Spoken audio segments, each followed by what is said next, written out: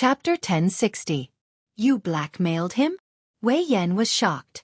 I'm just a small steward of the trading pavilion. I can blackmail the leader of a super tribe. You must be surprised. Fu Anshan laughed. Wei Yan nodded. But that's the truth, because I have a fatal weakness of the leader of the divine python tribe. Fu Anshan said. What weakness? Wei Yan was surprised. Fu Anshan said with a sinister smile. He killed his own brother, Pei Chongfeng. What? Hearing this, Wei Yan was shocked. Young Master Hao and Wang Yu were also shocked. They didn't expect to hear this secret. At the same time, Qin Feiyang was also surprised. He had thought of all kinds of possibilities, but he had never thought of this. In this way, Fu Anshan must know the cause of Pei Chongfeng's death. Back then, in order to snatch the position of the leader of the divine python tribe, the current leader tricked Pei Chongfeng to the 9 regions, set up a trap, and killed Pei Chongfeng. At the time of the incident, I happened to be looking for a few rare medicinal herbs in the 9 regions. I witnessed the whole process with my own eyes and recorded it. Since then, I have been blackmailing him with this video and got a lot of benefits. As for that leader, he had sent people to assassinate me several times in order to destroy this video. However, he had underestimated this old man too much. Every single time, the people he sent were all killed by this old man. Fu Anshan said with a sinister smile. I see. Wei Yan suddenly understood and shook his head with a sigh. I have been lucky enough to meet this leader a few times, but I really didn't expect him to be such a person. Fu Anshan said, this is called sanctimonious. Wei Yan nodded and asked, does he have any accomplices? Yes. His woman, who is the current high priest of the divine python tribe, and his confidant, the previous steward of the divine python tribe, Pei Qin. Fu Anshan said. Even the high priest is involved? Qin Feiyang was stunned. Birds of a feather flocked together. I really didn't expect that there was such a big secret hidden in this. Young Master Hao couldn't help but shake his head and sigh. He turned to Qin Feiyang and said, Brother Mu, it's about time, right? Wait. Qin Feiyang waved his hand. The man called Wei Yan was also shocked to the point that it took him a while to recover. After he recovered, he asked in surprise, Milord, the deaths of Shen Feiyun and Li He wouldn't be related to you, right? Fu Anshan's gaze turned cold as he said in a deep voice, Yes, I was the one who asked the divine python tribe to kill them because they all deserve to die. Wei Yan's pupils constricted, and he said with a flattering smile, This lowly one admires Milord's methods. This lowly one did not follow the wrong person. Work hard for this old man, and this old man will guarantee that you will enjoy endless glory and wealth. Wei Yan nodded respectfully. Fu Anshan said, This old man has told you these things, which means that I completely trust you. Now you will go to the divine python tribe on my behalf. For what? Wei Yan was suspicious. Fu Anshan said, Tell the leader of the divine python tribe that Ancestor Mu and the other 2 will investigate them. Also, ask him for 500 billion gold coins. 500 billion? Isn't that too much? Wei Yan was shocked. Too much? Compared to him killing Pei Chongfeng, this is nothing. Fu Anshan sneered. You're right. Wei Yan nodded. Greedy. Qin Feiyang shook his head, turned to Wang Yu and Wei Yan, and said with a smile, Well, it's time for us to teach him a lesson. Young Master Hao put away the image crystal with a smirk on his face. Dong. At this moment, there was a knock on the door. The people in the room looked at the door. Fu Anshan sorted out his emotions, sat at the desk and said, Come in. Creak. The door opened. A burly man in a tight suit walked in. Seeing the burly man, Fu Anshan's face changed. He hurried to greet him and said with a smile, What brings you here, Brother Mo? There was a hint of flattery in his tone. The burly man smiled and said, Brother Fu, I don't come here for no reason. Brother Mo, if you have something to say, as long as this old man can do it, I will do it. Fu Anshan chuckled. The burly man waved his hand and said, No, no, no. This time, I came here not because I have something to ask of you, but because I have a piece of good news to tell you. What good news? Fu Anshan was suspicious. Not long ago, the Pavilion Master and the Vice Pavilion Master have decided on the next Vice Pavilion Master. This person is you. The burly man said. What? Fu Anshan's face froze and hurriedly said, Brother Mo, I'm a timid person, don't joke around. Do I look like I'm joking? The burly man said. Fu Anshan looked at the burly man seriously, and indeed did not seem to be joking, and asked, Is there really such a thing? Absolutely. The burly man nodded. Haha. Fu Anshan could not help but laugh out loud. Wasn't this happiness coming too quickly? Congratulations, my lord. Congratulations, my lord. Wei Yan, who was beside him, could not help but be in a daze for a moment. Then, he quivered and hurriedly bowed to congratulate. Ha ha. Fu Anshan laughed loudly. The burly man also cupped his hands and smiled. Brother Fu, you can be considered to have made a meteoric rise now. Please take care of me in the future. No, no, no. Even if this old man becomes the vice pavilion master, I can't compare to you, Brother Mo. The one who should be taking care of you is this old man. Fu Anshan hurriedly waved his hand modestly. Ha ha. Then let's take care of each other. The burly man laughed.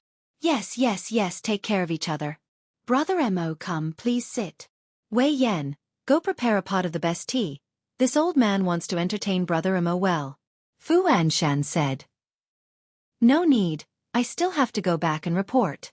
If I have time in the future, I will slowly accompany Brother Fu for a few drinks. In addition, your succession ceremony is set for 2 months later. I will inform you at that time. The burly man said. All right, thank you, Brother Mo. Fu Anshan nodded. Then I will take my leave first. The burly man said. Fu Anshan cupped his hands and smiled. Take care, I won't send you off. After the burly man left, Fu Anshan laughed again, grabbed Wei Yan's shoulder, and said excitedly, Did you hear that?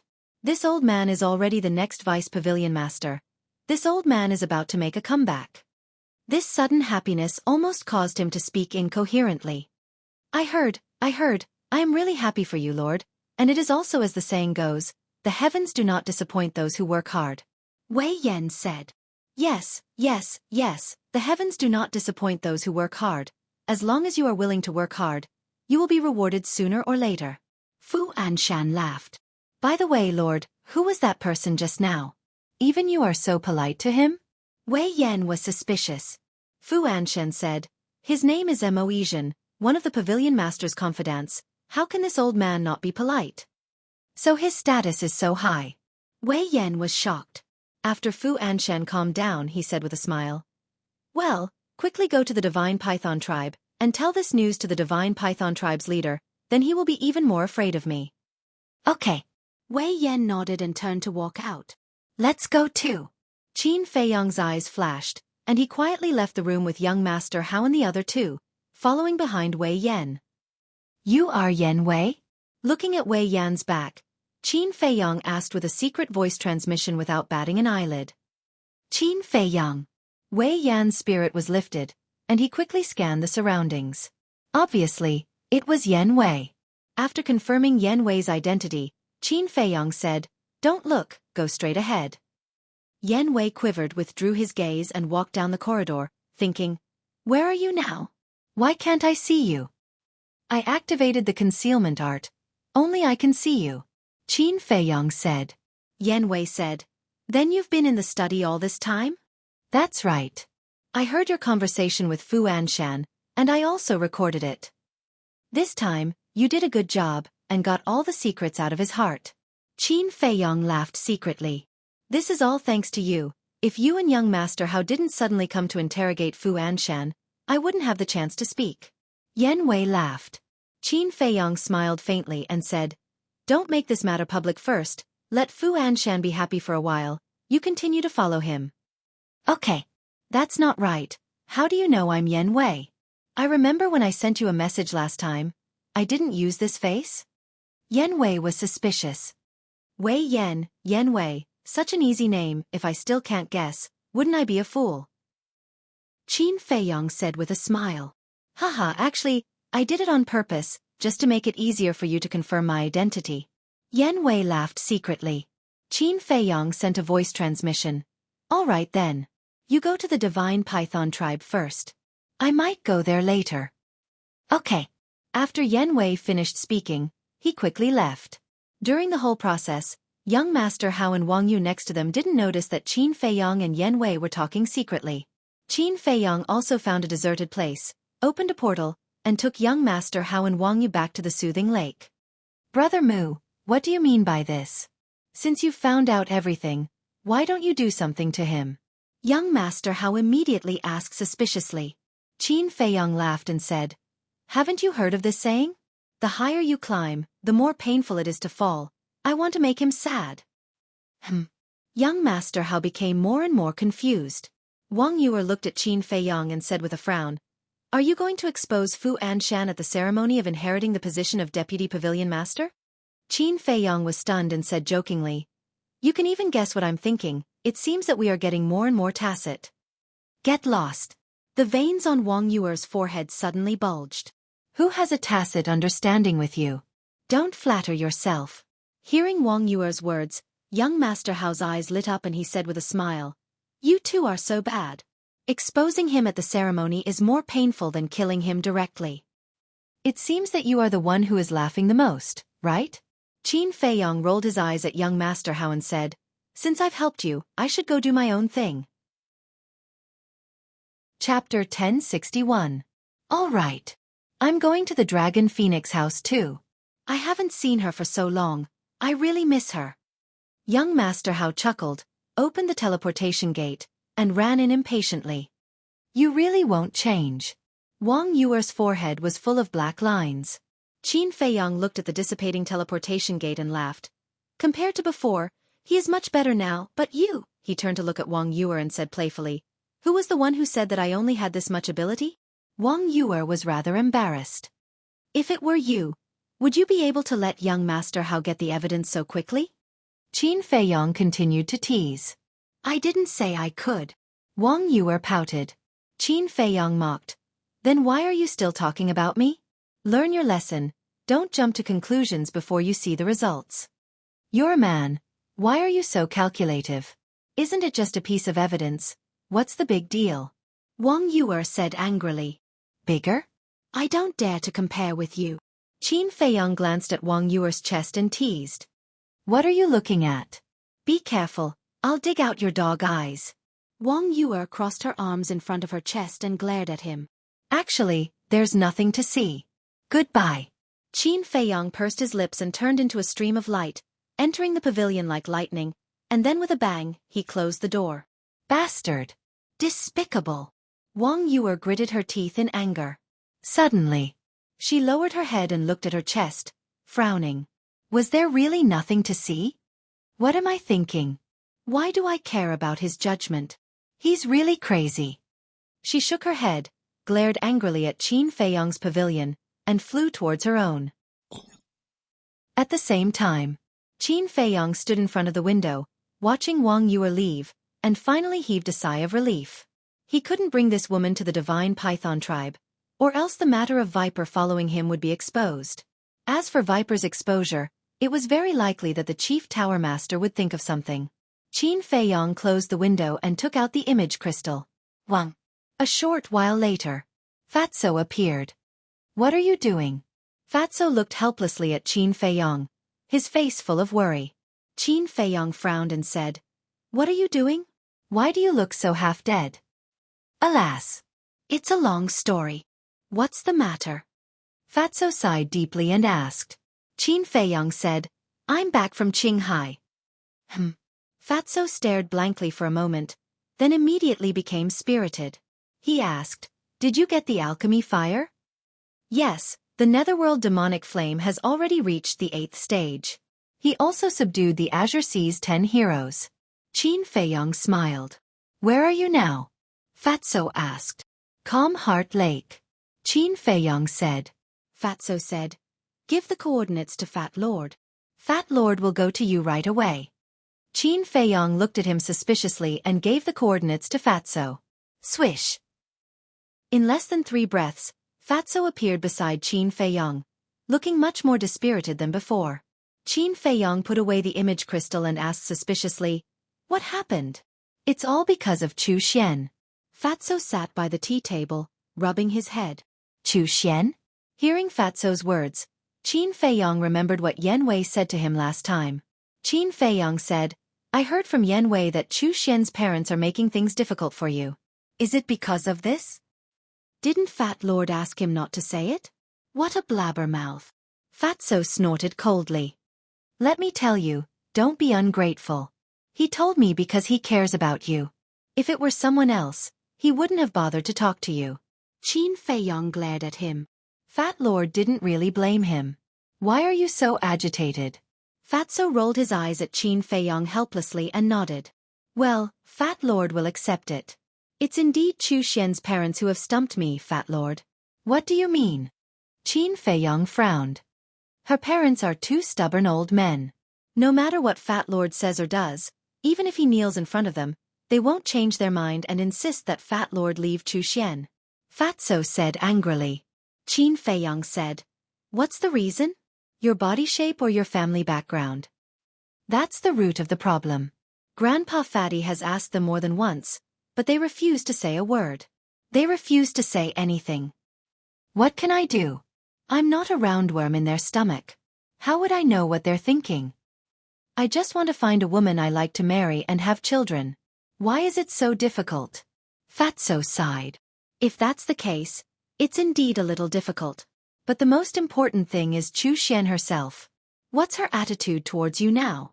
Qin Feiyong asked. Fat Lord can't understand it either. It's the kind of indifference, sometimes cold and sometimes hot. It feels like she's playing hard to get. Fatso said. Are you sure? Qin Feiyong frowned. Fatso thought carefully and nodded. I'm sure.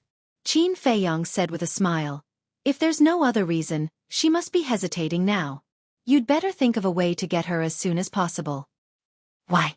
Fatso looked at him suspiciously. Qin Feiyong said, I saw the 5-colored crystal last night. I was just one step away from getting it. Fatso was surprised. Qin Feiyong briefly explained the situation at that time. That's really a pity. Fatso shook his head regretfully. So, you have to hurry up. If you still can't get her after getting the 5-colored crystal, then there's no hope at all. Because after knowing your real identity, not to mention her parents, even she won't agree. Qin Feiyong said. Fatso straightened his body and frowned. This problem. Fat Lord hasn't thought about it. It's not too late to think about it now. Qin Feiyong smiled. After thinking for a while he said, How about this? After I go to the Divine Python tribe, I'll go with you to meet Chu Xian's parents. That's a good idea. With you in charge, Fat Lord will have confidence. Fatso was overjoyed and slightly stunned. He asked suspiciously, Why are you going to the Divine Python tribe? For Viper. Qin Feiyong definitely wouldn't hide anything from Fatso. He told him in detail. Haha. An old poison was stumped by poison. Isn't this too strange? Fatso suddenly laughed. At the same time, hearing Fatso's laughter, Viper's face in the castle darkened. He looked at Lu Hong and asked, Sister Lu Hong, who is that person outside? What's wrong? Lu Hong opened her eyes and looked at him suspiciously. Viper said coldly, How dare he laugh at me? I must let him taste the taste of being invaded by hundreds of poisons. Lu Hong pursed her lips and smiled. She nodded and said, Good idea. However, I still have to advise you not to make too much of a fuss. What do you mean? Is he very strong? Or does he have any background? Viper was puzzled. No background. His strength is not strong. Compared with you, he is thousands of miles away. However, you will never be able to compare with his position in Qin Feiyong's heart. Lu Hong said with a smile. So high. Viper was surprised. Yes. They are fellow sufferers who have been through a lot. What they have gone through is not something you can imagine. As for their previous trust and friendship, the current you shouldn't be able to experience it. After Lu Hong finished speaking, she closed her eyes. Trust. Friendship. Viper also fell silent. When he was wandering in Qinghai, he didn't even dare to think about these things, let alone have them. Therefore, he really didn't know how it felt to be trusted. At the same time, outside, looking at Fatso who was laughing, Qin Feiyong shook his head helplessly and asked, Do you know the coordinates of the divine python tribe? I don't know. Fatso shook his head and said, but it's not difficult to find out. Fat Lord will help you ask. Okay. Qin Feiyong nodded. Fatso took out the image crystal and sent a message to someone. But suddenly, Qin Feiyong reached out and grabbed Fatso. He shook his head and said, no need to ask. I have thought of a ready-made person. Fatso was stunned. He turned off the image crystal and asked, who is it? Pei. Qin Feiyong's eyes lit up. One tower. In the number 1 alchemy room. A young man in white was standing in the alchemy room, refining pills in an orderly manner. This person was 7 feet tall and his clothes were spotless. He had bright eyes and white teeth. His eyebrows were as sharp as swords. He was like a divine son with an extraordinary temperament. That's right. He was the king of 1 tower, Pei. Whoosh. Suddenly, in the lounge, a white figure appeared. It was Qin Feiyong. Pei immediately sensed that someone had entered the lounge. He raised his eyebrows slightly and glanced at the lounge. I was wondering who had the guts to enter my alchemy room without my permission. It turns out that it's you. Afterward, Pei looked away and said with a smile as he refined pills. Qin Feiyong couldn't help but burst into laughter. He cupped his hands and said, Brother Pei, please forgive me for my sudden visit. Pei shook his head and said with a smile, okay, let's cut the pleasantries. Sit for a while, I'll refine this pill first. Okay. Qin Feiyong nodded and glanced around. He then sat down by the coffee table and quietly looked at Pei Yi's back. Whether it was his temper or his character, he was quite good. Unfortunately, he was born in a super tribe that was full of deceit. He wondered how painful it would be when he found out the truth. Soon, a ray of light darted out of the furnace. Pei grabbed it and placed it into a jade bottle at the side. He then turned around and walked out of the alchemy room. He entered the lounge and sat opposite Qin Feiyong. He asked, when did you come back? Yesterday. Qin Feiyong said with a smile. Pei teased. You just came back yesterday and you're already here to see me today. Do you miss me that much? But I'm not interested in you. Don't covet my beauty. Qin Feiyong's lips twitched and he shook his head with a wry smile. It's only been a while since we last met and you've already learned to make such jokes. I'm a young man too. I have to keep up with the trends. Pei chuckled. What kind of trend is this? Qin Feiyong was a little dumbfounded. He then asked in puzzlement, Brother Pei, why aren't you surprised to see me? Chapter 1062. Isn't that so? Now, everyone is talking about my accident in Qinghai. Qin Feiyong said. Rumors stop with the wise. Besides, I don't believe that you will die so easily. The most important thing is that there is no movement from the higher-ups of the chief tower. If you really met with an accident, they would definitely send people to Qinghai to bring Mr. Hao and Wang Yu back, not to mention taking revenge for you. Pei said with a smile. Impressive. Qin Feiyong gave him a thumbs up. This person was indeed wise. Pei said, tell me, why are you looking for me? Don't tell me you're really here to visit me. Qin Feiyong shook his head and said with a smile, I want to take a look at the divine python tribe. Brother Pei, can you be my guide? Of course. It's the honor of the divine python tribe. When are we going? Pei asked. Qin Feiyong said, if you're not busy we can go now. The chief tower master's personal disciple is going to visit the divine python tribe. No matter how busy I am, I have to make time, right? Pei chuckled and got up to open a portal. He stepped aside and reached out his hand. Please. Qin Feiyong smiled and walked into the portal. Pei followed closely behind.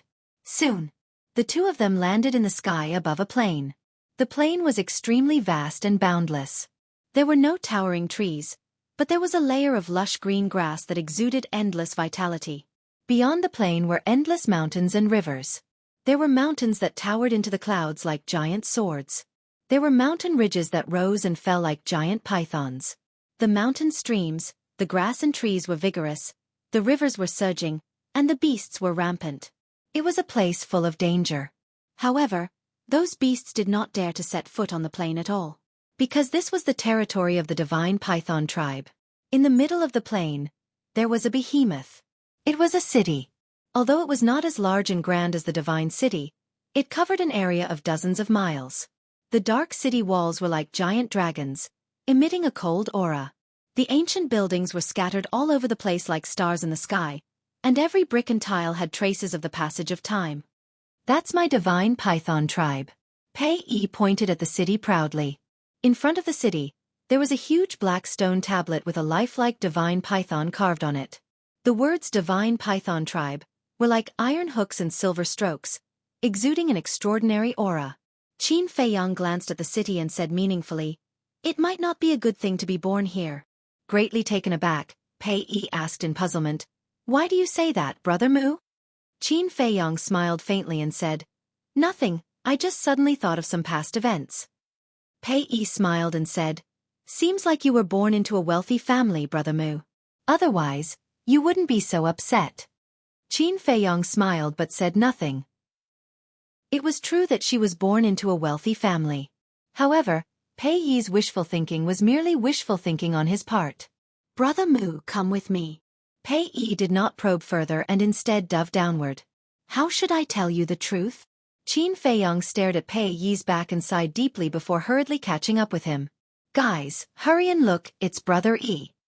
Brother E is back, everyone. Hurry and welcome him." In front of the city gate, there was a group of innocent children running and playing on the grass. The moment they saw Pei, they began grinning from ear to ear. It was obvious that Pei was very popular among the children. Whoosh! Pei and Qin Feiyang landed on the plains one after another. "Brother E, why are you back? Did you miss us?" The group of children surrounded Pei and hung their heads around his neck affectionately.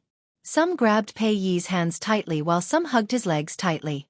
They were extremely excited and chattered incessantly. "Yeah, Brother E missed you guys, so I came back to see you guys. How was it? Were you guys obedient at home?" Pei smiled and looked at the children affectionately. "Yes. We're all good children. Of course we had to be obedient." "Brother E, didn't you tell us that you would bring a wife back when you left previously? Why did you bring a man back?" "Yeah, who is he?" "Brother E, is he your friend? Why haven't we seen him before?" The group of children noticed Qin Feiyang, who was standing behind Pei, and their faces were full of curiosity. Qin Feiyang chuckled and asked, "How about I become your Brother Yi's wife?" Pei's face twitched. No. Brother Yi's wife has to be a girl." Yes. You're a grown man. If you become Brother Yi's wife, he'll be laughed at. Besides, you can't give birth to children." "That's right. If you can give birth to children, we won't object." The group of children shook their heads and answered Qin Feiyang seriously. With a sullen expression, Pei pretended to be angry and said, "What are you talking about? You're all so mischievous." Qin Feiyang burst into laughter. "These little ones are really adorable." A little girl asked, "Brother E, who is he?" "His name is Ancestor Mu and he's Brother Yi's friend. Brother E is bringing him to the Divine Python tribe as a guest this time. You must be polite to your guests. Do you understand?" Pei said. "Ancestor Mu? What a strange name." The group of children stared at Qin Feiyang in bewilderment. All of a sudden, the little girl walked towards Qin Feiyang and stared at Qin Feiyang innocently. She asked, "Brother, why did your parents give you this name?" Qin Feiyang was dumbfounded and at a loss for words. The little girl said, "It's so awkward. I feel like I'm taking advantage of others." Qin Feiyang smiled wryly. Ahem. Pei almost burst into laughter too.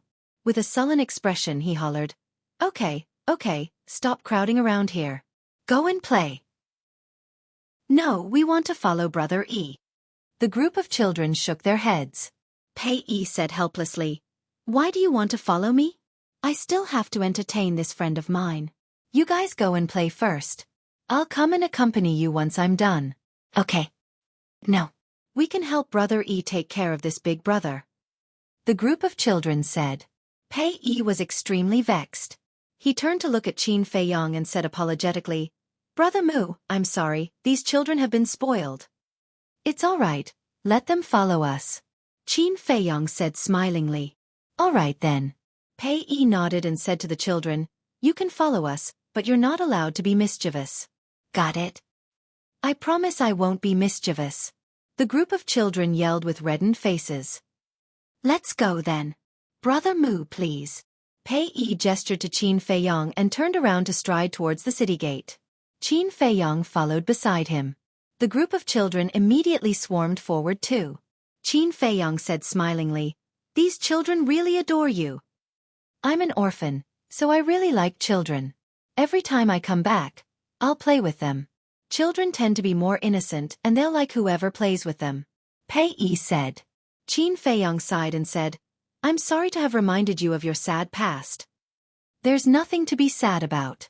It's all in the past. I've long gotten over it." Pei Yi said smilingly, "You've never enjoyed the love of a father or mother since you were a child. Can you really get over it?" Qin Feiyong muttered and looked up at the city gate, only to be stunned. There was not a single person at the huge city gate. There was no one on the city wall either. Qin Feiyong looked at Pei Yi and asked, "Brother Pei, there's no one guarding this place. Won't the children be in danger if they play here?" "No, they won't. The beasts within a 100-kilometer radius have all been educated by the divine python tribe. They won't harm the children." Pei Yi said smilingly. Educated? Qin Feiyong was shocked. He could educate one or two beasts too. However, educating thousands of ferocious beasts wasn't an easy task. The people of the divine python tribe were rather capable. Soon, the two of them entered the city gate with a group of children. The city was well connected and there were all kinds of shops as well as plenty of people. There were also many elderly people sitting under the trees on both sides of the street, playing chess and drinking tea. They seemed rather relaxed. "Pei Yi, why are you back?" The elderly soon noticed Pei Yi, and a benevolent smile formed on their faces. "I just came back." Pei Yi also began to greet them from afar, unable to hide his sense of belonging to this place. However, when they noticed Qin Feiyong beside Pei Yi, the elderly people began to lose their composure. "Isn't he Ancestor Mu? I heard that he died in Qinghai. Why is he here in the divine python tribe?" The elderly people put down the chess pieces and teacups in their hands and looked at Qin Feiyong in bewilderment. "Ancestor Mu?" The people in the shops heard the commotion outside and scurried out one after another. "It's really him. What's going on? Did I see a ghost?" Their faces were full of disbelief. Pei Yi hurriedly explained, "Uncles, aunts, grandpa, grandma, those are all rumors. Don't believe them." "Rumors? That's not right. Didn't Pei Qin also send news back?" The people were bewildered. Pei Yi smiled and said, "Maybe Elder Qin's news is wrong." "I see. Then why did you bring him to the divine python tribe now?" Someone asked. "Brother Mu is my benefactor. He was the one who found my father's body, so I naturally have to invite him to the divine python tribe to express my gratitude," Pei Yi said. "Oh, I see. Mr. Mu, welcome to the divine python tribe. As long as you don't mind, you can play for a few days." The people laughed. Qin Feiyong liked this feeling very much. It seemed that the divine python tribe was not full of villains. Similarly, looking at the smiles on their faces, he was even more determined to get rid of the leader of the divine python tribe, who was a malignant tumor. Because this person was not fit to be the leader of the people in front of him. The two of them walked down the main street while chatting amiably with the crowd. The deeper they went, the more people they met. It was even comparable to a bustling city with all kinds of shops. Pei Yi smiled and said, "Brother Mu, what do you think of the divine python tribe?" "Okay." Qin Feiyong nodded. Chapter 1063.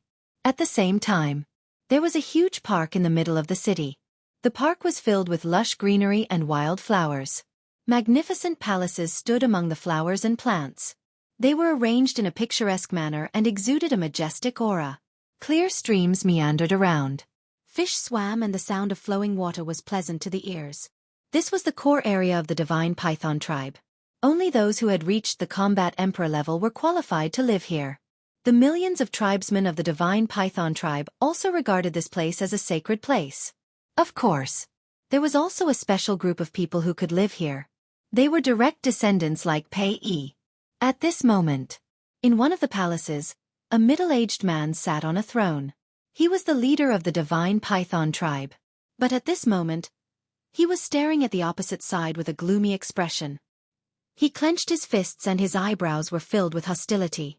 In front of him stood a short man with a repulsive face and a rat's eyes. That's right.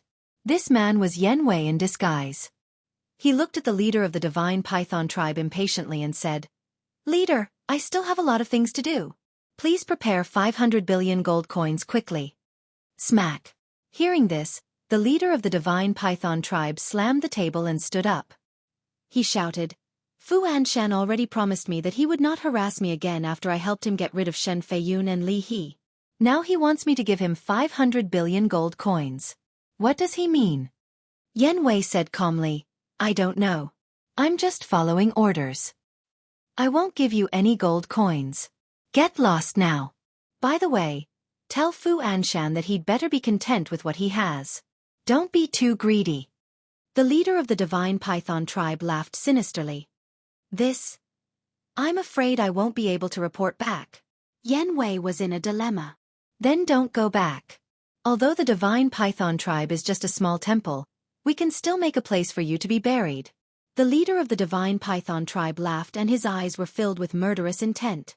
Yen Wei's pupils constricted.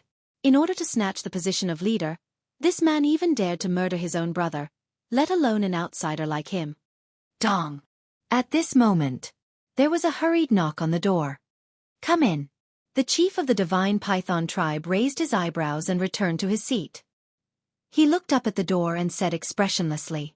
A burly man pushed the door open and entered. He glanced at Yen Wei and ran to the leader of the divine python tribe.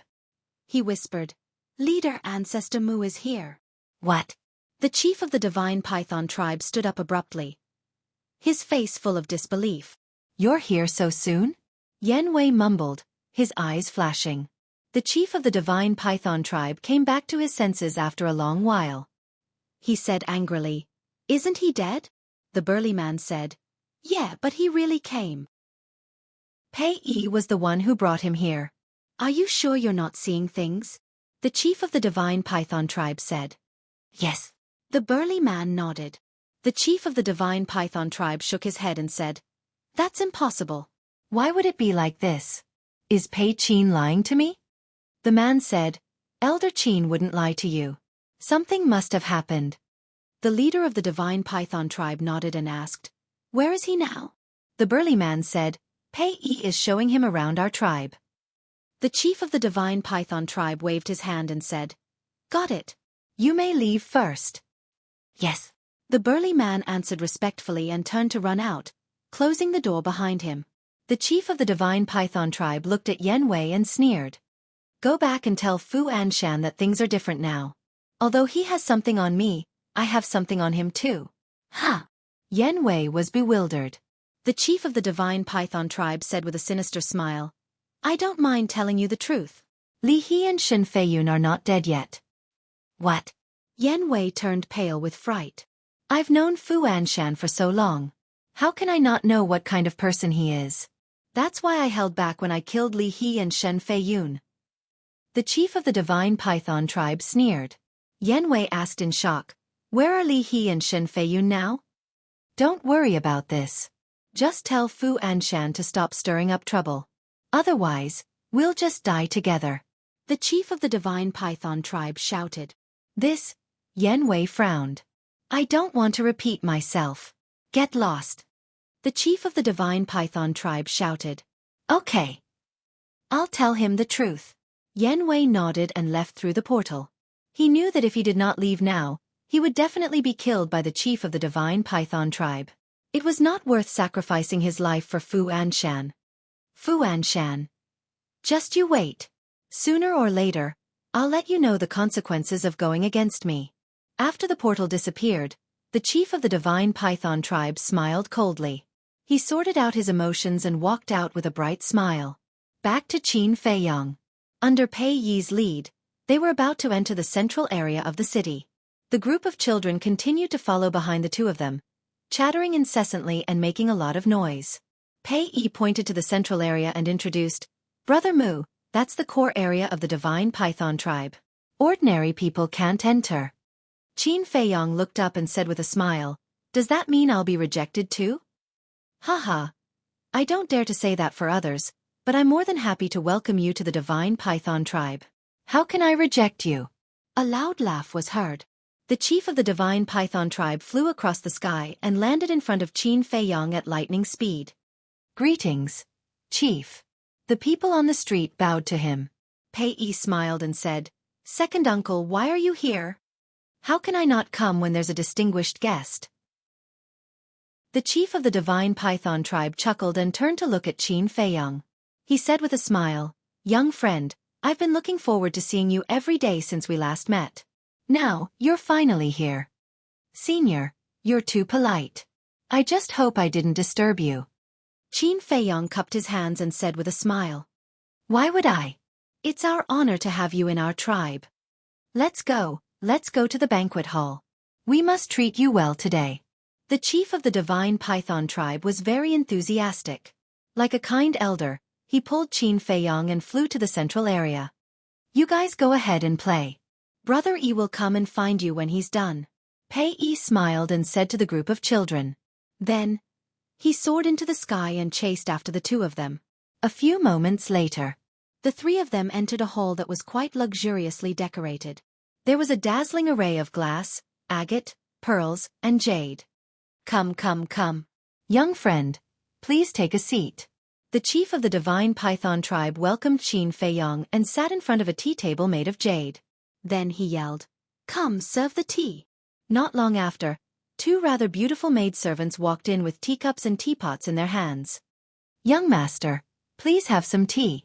One of the maidservants placed a teacup in front of Qin Feiyong and said respectfully, "Thank you."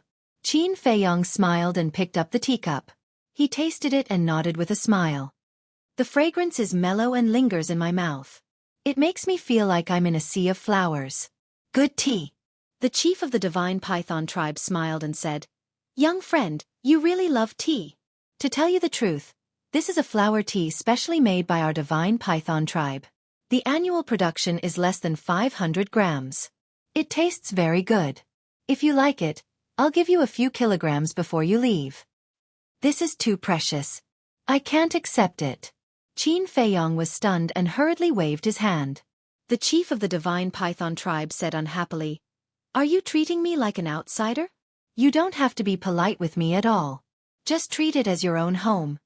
Qin Feiyong smiled and said, "Then I'll accept your offer." "That's more like it." The chief of the Divine Python tribe smiled and then sighed. "Actually, to be honest, and I should thank you properly.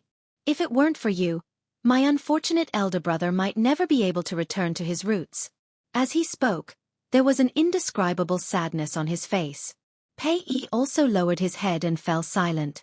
He could not hide his sadness. Qin Feiyong glanced at Pei Yi before looking at the leader of the Divine Python tribe. He said smilingly, "Senior Pei Zhongfeng is indeed very unfortunate. The person who killed Senior Pei Zhongfeng is also a bastard who's worse than a beast." Hearing this, the chief of the Divine Python tribe looked very unnatural. However, he did not dare to show it and had to pretend to be indignant. He said, "That's right. If I find out who did it, I won't let him off." "Senior, have you found out the real culprit?" Qin Feiyong asked. "Since Yi brought my elder brother's body back, I've been sending people to investigate. However, there are still no clues. I'm afraid it's an unsolved case." The chief of the Divine Python tribe sighed deeply and was full of helplessness. "No hurry. There's a saying that goes, God is watching what man does. The real culprit will surface sooner or later. Even if he hides well and is not discovered, he will suffer retribution sooner or later."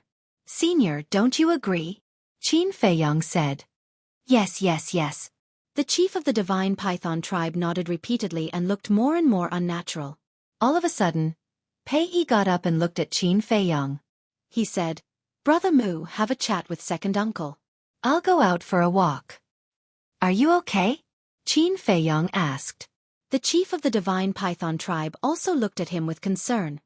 "I'm fine. You don't have to worry about me." Pei Yi smiled and turned to leave without looking back. The smile on his face was very forced. "I really shouldn't have mentioned this. The chief of the divine python tribe sighed. I don't think so. Qin Feiyong shook his head. What's wrong? The chief of the divine python tribe was puzzled.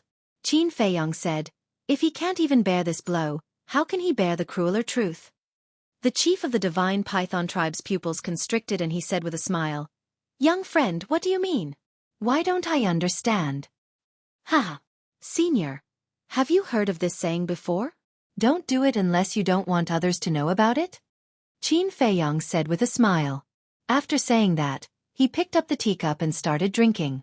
The chief of the divine python tribe stiffened and shook his head with a smile.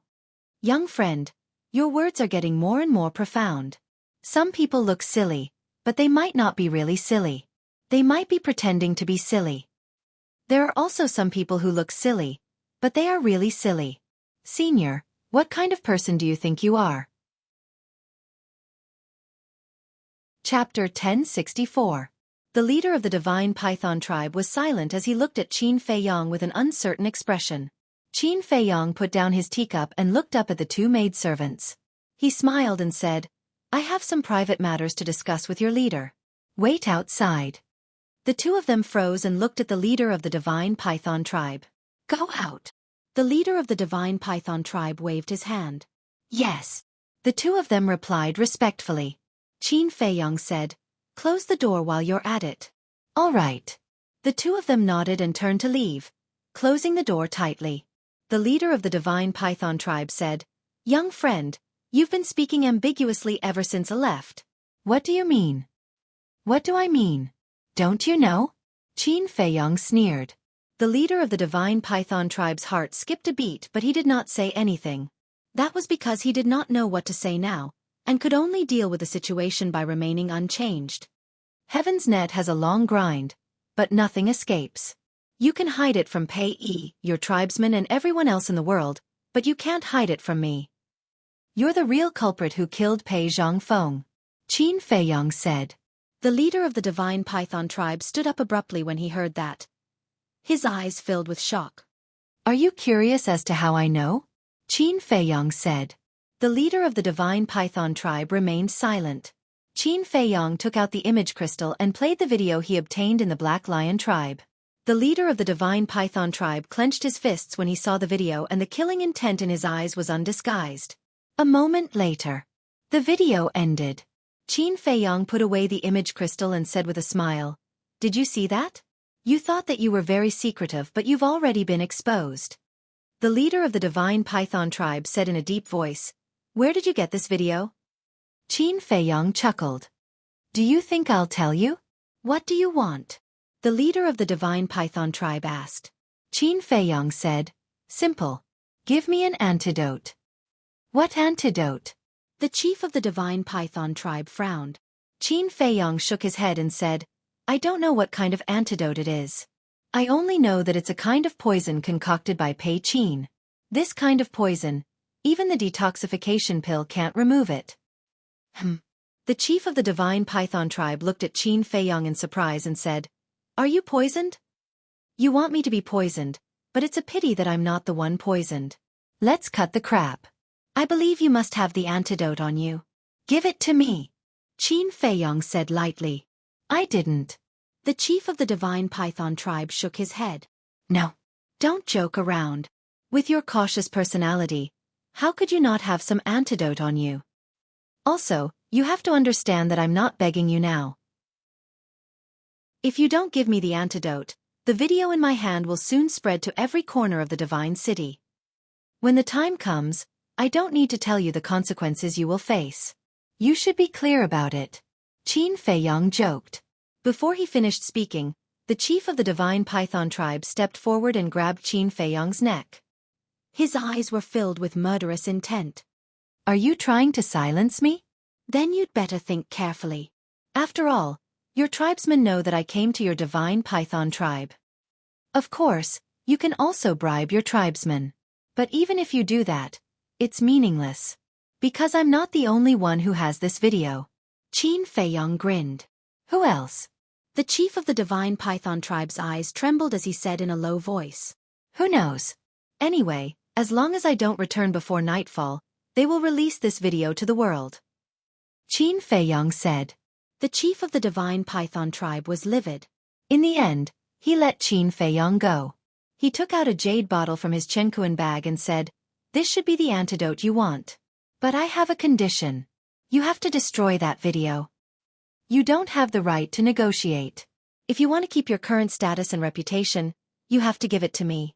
Qin Feiyong said. "You win." The chief of the divine python tribe said coldly and threw the jade bottle to Qin Feiyong. Qin Feiyong caught it in his hand and looked at it carefully. He said, "You go out first. This is my territory. You should go out." The chief of the divine python tribe shouted. Qin Feiyong said lightly, "I don't want to say it again." The chief of the divine python tribe clenched his hands tightly. If looks could kill, Qin Feiyong would have died many times. But in the end, the chief of the divine python tribe compromised and went out with anger and grievance. After the door was closed, Qin Feiyong waved his hand and Viper immediately appeared out of thin air. Qin Feiyong handed the jade bottle to him and said, "Try it. Can't you?" Viper grabbed the jade bottle and couldn't wait to take a drop. Then he closed his eyes. After a dozen breaths, he suddenly opened his eyes and his face was full of ecstasy. He said, "Young master, this is the real antidote." Qin Feiyong also breathed a sigh of relief. He sent Viper back to the castle and said lightly, "Come in." The chief of the divine python tribe pushed the door open and closed it. He said gloomily, "I've given you what you want. If you don't keep this secret, I'll drag you down with me even if I die." Qin Feiyong said with a smile, "Don't worry. I won't tell anyone. By the way, don't wait for Pei Qin anymore. He died in Qinghai." "What?" The chief of the divine python tribe was shocked. "Your expression is really cute. Okay, I've finished my business. I won't disturb you." After Qin Feiyong finished speaking, he stood up and left. "Where are you going?" the chief of the divine python tribe asked hurriedly. "It's not easy to come here. I have to take a good look around." Qin Feiyong chuckled. He opened the door and strode out. However, when Qin Feiyong went out, he saw a purple-clothed woman walking towards him. Qin Feiyong cupped his hands and said with a smile, "Senior High Priestess, long time no see. How are you?" The High Priestess smiled and said, "Thank you for your concern. Everything is fine." "That's good." Qin Feiyong smiled and brushed past the purple-clothed woman. Soon, he disappeared into the crowd on the street outside. The High Priestess raised her eyebrows and looked away. She turned and entered the main hall. Seeing the angry chief of the divine python tribe, she asked with concern, "What's wrong?" The chief of the divine python tribe said, "Close the door first." The High Priestess was stunned. She closed the door and walked to the chief of the divine python tribe. "Elder Qin is dead. Ancestor Mu knows about that too. And he has a video in his hand." The chief of the divine python tribe rubbed his head and said helplessly, "What?" The High Priestess' expression froze. Where did he get the video? Could Elder Qin have given it to him? But that's impossible. Elder Qin did not record those videos back then when we were not paying attention. Could it be Fu Anshan? It's not Fu Anshan. That's because the video in Ancestor Mu's hands was from a different angle from the one in Fu Anshan's hands. They were not recorded by the same person. The chief of the divine python tribe said. Not the same person? The High Priestess was stunned. Does that mean that other than Fu Anshan, there were others present? Yes. The chief of the divine python tribe nodded. How could this be? The High Priestess lay on the chair. She thought that it was flawless. However, she did not expect them to appear one after another with the video in their hands. At this rate, there was no guarantee that this would not be exposed one day. The most frightening thing was, how many people knew about this? How many people had evidence? Sigh. It's all because of my desire and greed. I shouldn't have done that. The chief of the divine python tribe sighed and looked as though he had aged dozens of years in an instant, looking haggard. The High Priestess said faintly, "What's the use of regretting it now that it's already happened? Why don't you come clean? I believe that as long as you show your sincerity, our tribesmen will forgive you." No. I must not come clean. It wasn't easy for me to obtain everything that I have now. I don't want to lose it just like that. The chief of the divine python tribe shook his head. The high priestess shook her head. You still can't let it go. Is power really that important? If it wasn't, I wouldn't have done what I did back then. In any case, I must think of a way to get rid of everyone who knows about this. The chief of the divine python tribe gripped his fingers tightly, and the killing intent in his eyes was menacing. Sigh. The high priest looked at him deeply and sighed inwardly. He did not say anything else. North City. Trading Pavilion. What? Li He and the others aren't dead. Fu Anshan stood in the study and looked at Yan Wei in shock. That's what the chief of the divine python tribe said. Furthermore, by the looks of it, he didn't seem like he was trying to scare me. Yan Wei said respectfully. Fu Anshan kicked the desk away and said furiously, That damned bastard! How dare he backstab me? Yan Wei said, Sir, it's useless to be angry now. We have to think of a way to resolve this matter quickly. They're in the divine python tribe. Tell me, how do we resolve this? Fu Anshan roared. Yan Wei shrank his neck. Initially, I had the absolute initiative. However, with this sudden turn of events, it's equivalent to me losing the capital to threaten the chief of the divine python tribe. Damn it! Fu Anshan flew into a rage and was beyond furious. Yan Wei did not dare to say anything and stood at the side obediently. After some time, Fu Anshan calmed down and sat beside the coffee table, lowering his head in deep thought. After a long time, he sighed helplessly and said, Seems like this is the only way. Sir, have you thought of a good idea? Yan Wei asked calmly. Good idea, my foot. Fu Anshan glared at him and said helplessly, I have no other choice now. I can only use this video in exchange for the lives of Li He and the others. In that case, sir, you won't be able to threaten the chief of the divine python tribe in the future, right? Yan Wei was surprised. Yes. But this is the only way. Instead of fighting with the chief of the divine python tribe and causing both sides to suffer, it's better to resolve this peacefully. As long as I destroy this video, he will definitely kill Li He and the others. Speaking of which, it's a happy ending. Fu Anshan sighed and looked very reluctant. Yan Wei's heart skipped a beat. He muttered to himself, It seems that I have to inform Qin Feiyong of this matter as soon as possible. Chapter 1065. In the Divine Python Tribe. Qin Feiyong was looking for Pei Yi in the central area. There were very few people in the central area, but he would still bump into them from time to time. Due to the fact that no one knew about the conflict between Qin Feiyong and the leader of the Divine Python Tribe, they would all greet him with a smile when they saw him. After all, Qin Feiyong was now the personal disciple of the chief pagoda master, and they would definitely suck up to him. About a few hundred breaths passed. Qin Feiyong finally saw Pei Yi beside a stream. Pei Yi was seated by the stream and staring at the flowing water with a tinge of melancholy in his eyes. Didn't you say that you've already gotten over it? Qin Feiyong walked forward and stood beside Pei Yi with a faint smile. Pei Yi sighed and said, If it's really that easy to get over it, there wouldn't be so many grudges in this world. Stay strong. Because these things aren't really a blow to you. Qin Feiyong said. What do you mean? Pei Yi looked at him in bewilderment. Qin Feiyong said, Come and look for me when you're mentally prepared. I'll tell you how your father died. Ha! Pei Yi suddenly sprung up in bewilderment. Don't ask now. Qin Feiyong said. Pei Yi took a deep breath and turned to look at the stream. I've seen countless people, but I really can't see through you. Qin Feiyong smiled and remained silent. Bas! All of a sudden, there was a sound coming from the image crystal. Ha! Qin Feiyong's eyes were filled with suspicion. Who was sending him a message? If it was Mr. Hao and the others, he wouldn't have to be wary of Pei Yi. However, if it was Wang Zicheng and the others, he couldn't let Pei Yi see it. He pondered for a while. Qin Feiyong looked at Pei Yi and said with a smile, Wait a moment, I'll be back soon. He then opened the portal and appeared in the attic of the calming lake. He then took out the image crystal. Bas! A short man with a hideous face appeared. Yan Wei. Qin Feiyong was slightly taken aback. Yan Wei shouted without hesitation, Something bad has happened. What is it? Qin Feiyong was stunned. Yan Wei said, They want to harm Li He and Shen Feiyun. Qin Feiyong was stunned. What the hell was this? Didn't Li He and Shin Feiyun die long ago? Yan Wei said. Li He and the other two are not dead. They are currently imprisoned somewhere in the Divine Python tribe, but if you don't think of a way quickly, they will really die. Wait.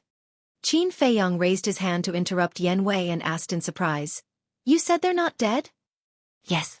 Didn't I go to the Divine Python tribe before? The chief of the Divine Python tribe said it himself. Yan Wei said in a deep voice. This, Qin Feiyong was stunned.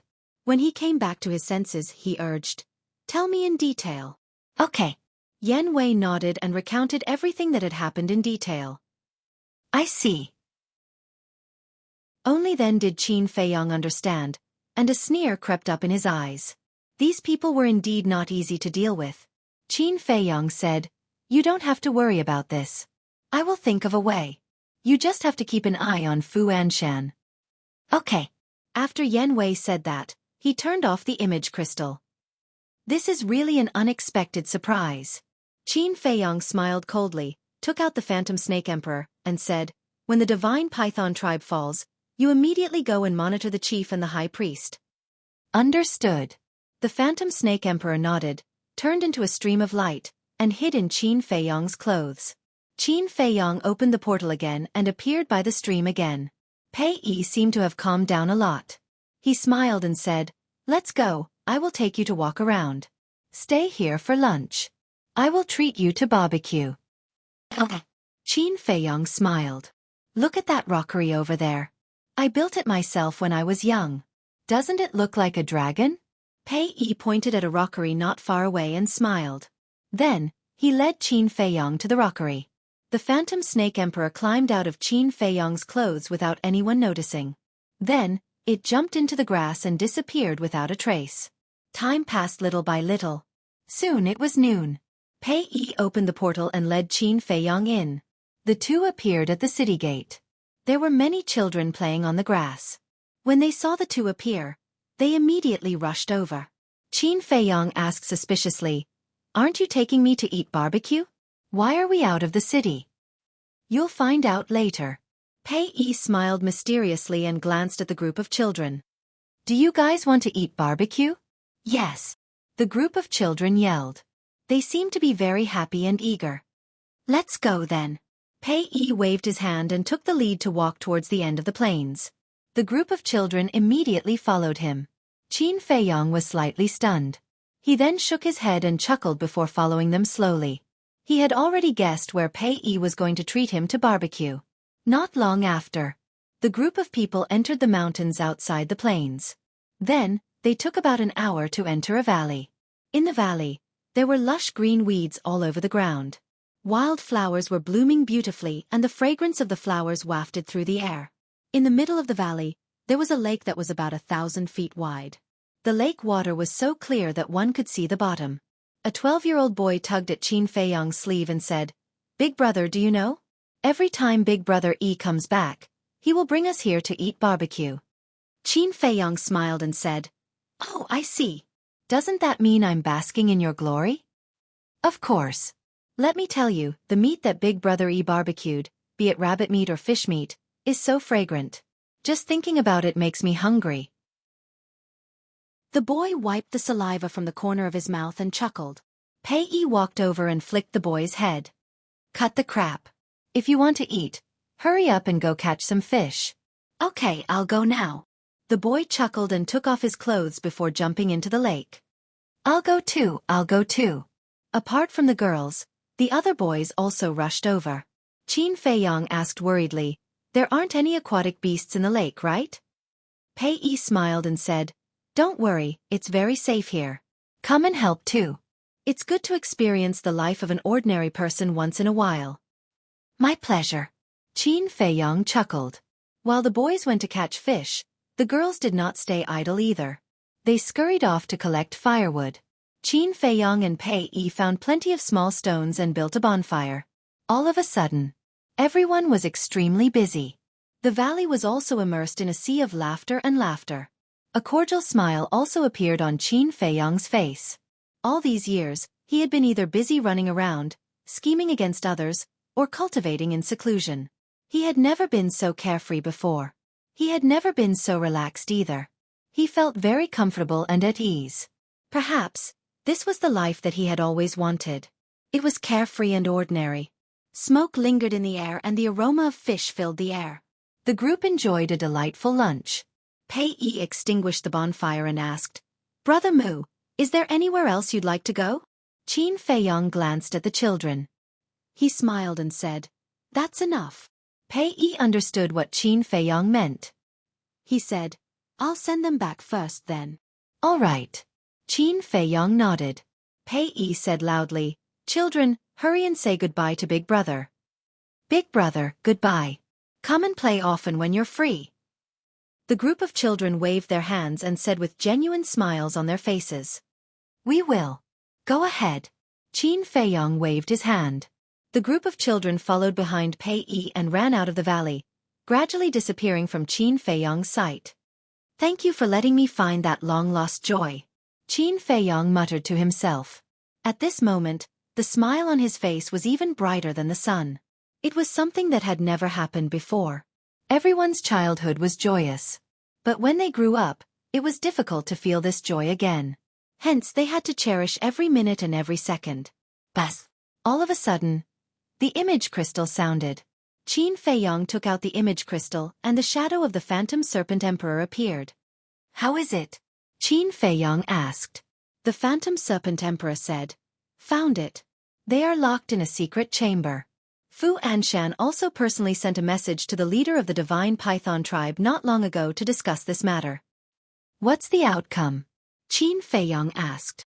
The leader of the Divine Python tribe must have agreed. After all, this outcome is beneficial to both of them.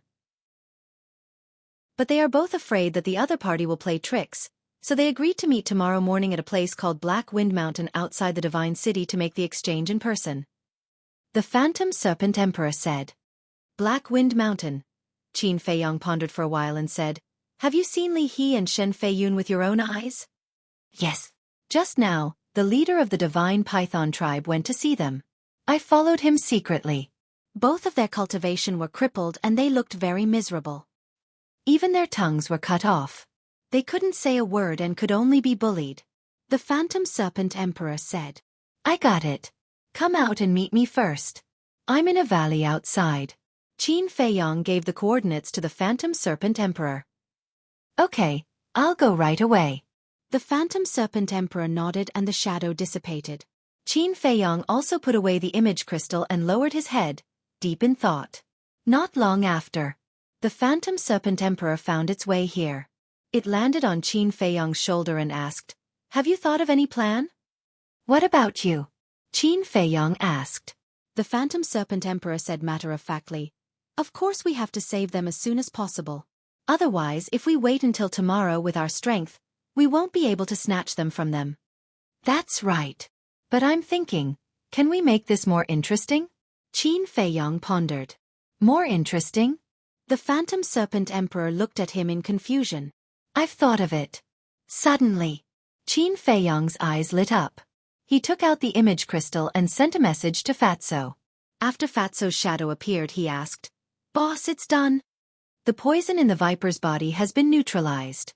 But now there's one more thing.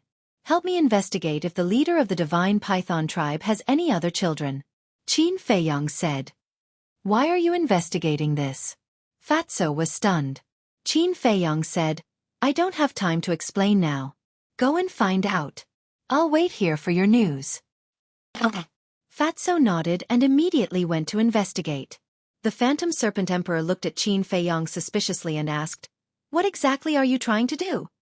"You'll know soon." Chapter 1066. At the same time, Dragon Phoenix Restaurant. A black-clothed youth wearing the uniform of a disciple of the main pagoda strode into the restaurant. This person was Wu Yang. Compared to before, the current him seemed to have encountered something good that made him look energetic and radiant. "Young Master Wu Yang, you're here again." A waiter greeted him with a smile. "N." Wu Yang nodded. "Same old place?" the waiter asked with a smile. "Yes." Wu Yang nodded again. "All right, please follow me." The waiter brought Wu Yang to the opposite corner. There was a window there, and beside it was a dining table. Sitting there, one could clearly see the pedestrians on the street outside through the window. When Wu Yong sat down, the waiter asked, "Young master, what would you like to drink today?" "2 jars of dragon wine. As for the rest, you can do as you deem fit," Wu Yong said. "All right, please wait a moment." The waiter shouted and turned around to run away. Wu Yong turned his head to look outside the window and chuckled. "It's really a joyous occasion. I haven't been so relaxed in a long time." At this time, a red-haired youth at the next table stood up and walked to the opposite side of Wu Yong. He sat down and said, "Wu Yong, you seem to be a little off recently." This person was also wearing the uniform of a disciple of the main pagoda. Wu Yong looked at the red-haired youth and said with a smile, "It's you, why am I off?" The red-haired youth said, "A while ago, it was very difficult for me to meet you here, but recently, I can see you every day. Tell me honestly, did something good happen?" "Haha," Wu Yong laughed loudly and said, "It must be a good thing, otherwise why would I be so happy?" The red-haired youth's eyes lit up as he asked curiously, "What good thing? Tell me about it." I can't say. Wu Yong shook his head, pretending to be deep. "You're still being mysterious. Are you interested?" The red-haired youth looked at him with dissatisfaction. Wu Yong laughed. "It's not being mysterious, it's a little secret, I really can't say it." Actually, this so-called little secret was Qin Feiyong. Ever since he signed the slave seal, he had been thinking of ways to get rid of Qin Feiyong's control. However, no matter what he did, it was useless.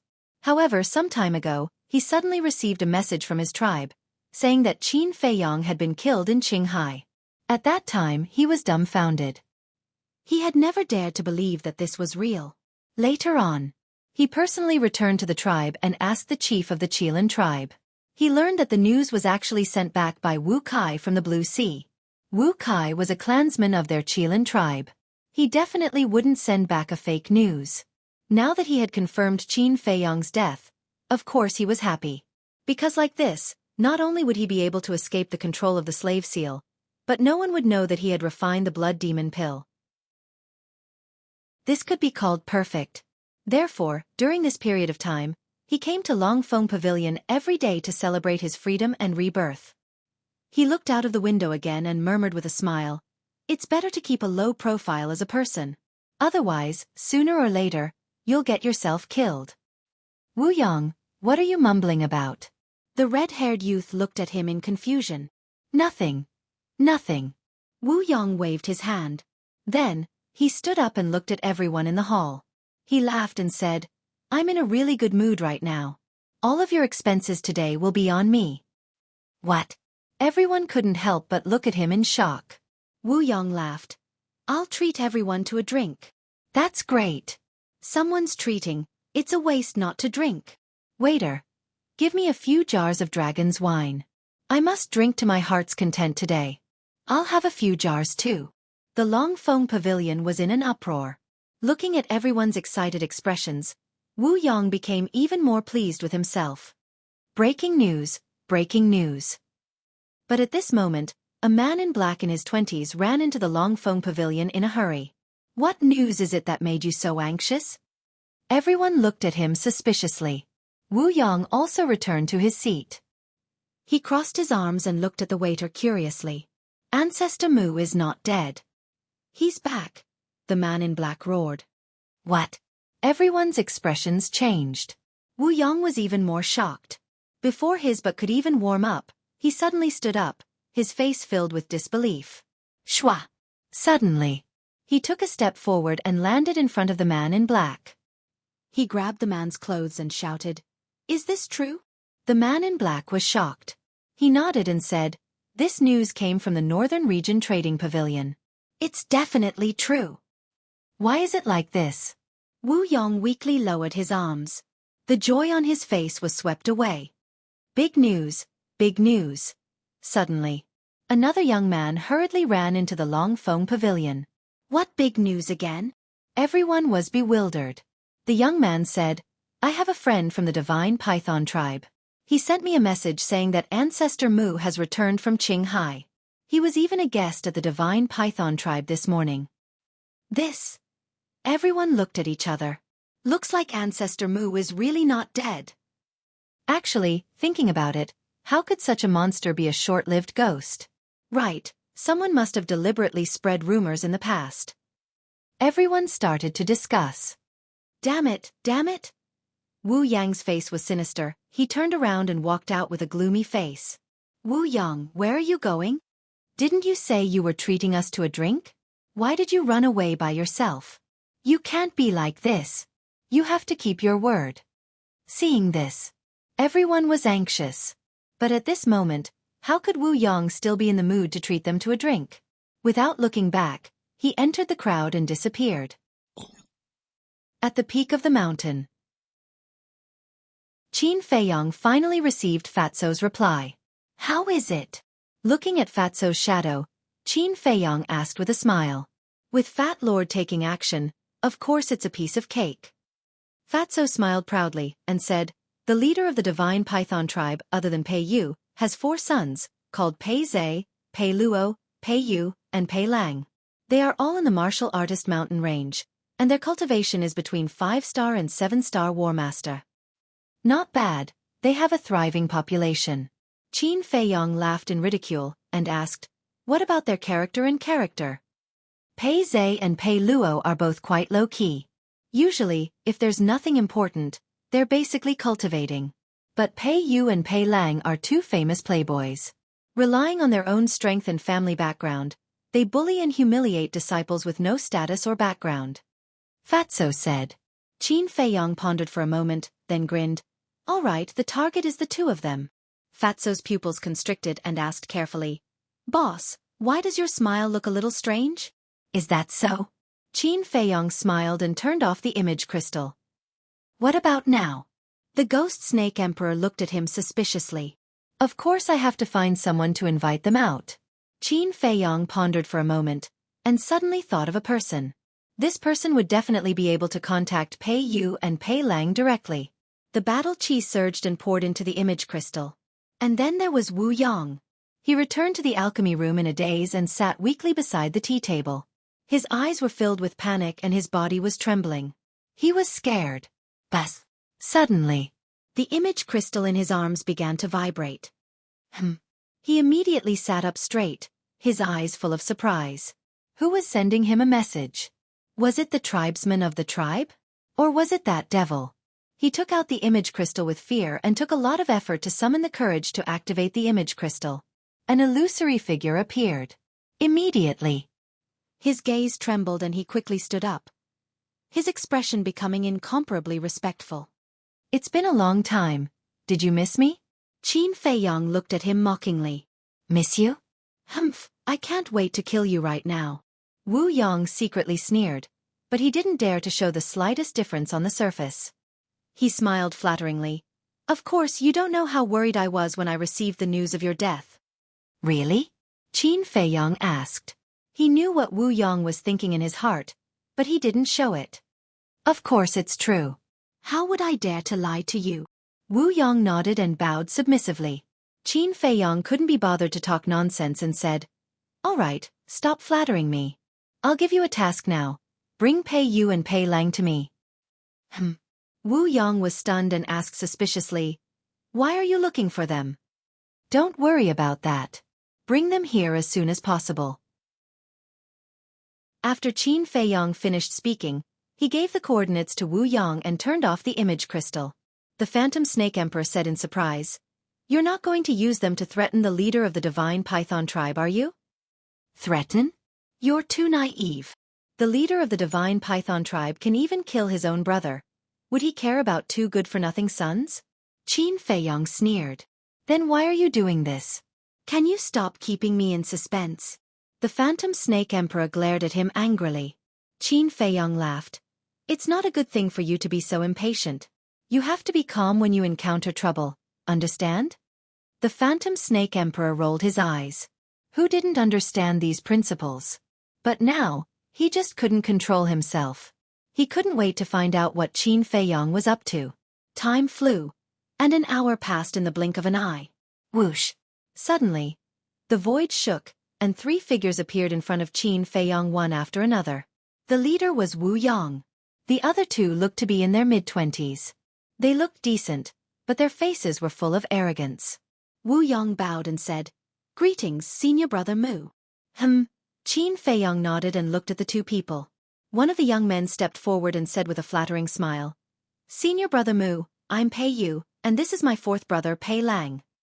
"Greetings, senior brother Mu." Pei Lang also had a flattering look on his face. Qin Feiyong was no longer the same as before. Even the descendants of the leaders of these super tribes had to curry favor with him. Qin Feiyong said with a smile, "I've long heard of the two of you. Now that I've met you today, you're indeed extraordinary."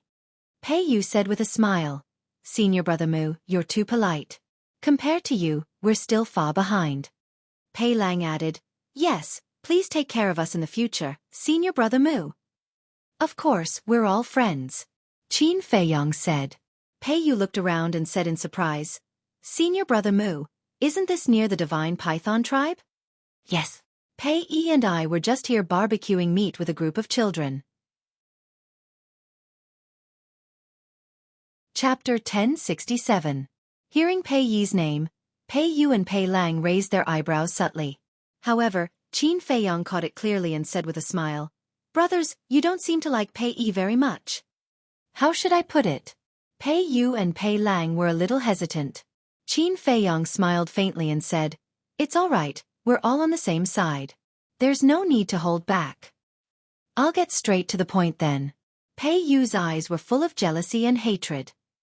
Pei Yi has shown extraordinary talent since he was a child. Not only do the elders of the tribe dote on him, but even our parents like him very much. Qin Feiyong smiled and said, "That's for sure. It's his fault for being so talented." "So what if he's talented? Isn't he still an orphan that no one wants?" Pei Yu sneered. Pei Lang also snorted and said, "Exactly. He was born without a mother to teach him well. All he does is pretend to be pitiful and win the sympathy and love of the tribe members." "Pretend to be pitiful? I've spent some time with him and he doesn't seem like such a person," Qin Feiyong said. Pei Yu said, "Senior brother Mu, don't be fooled by his appearance.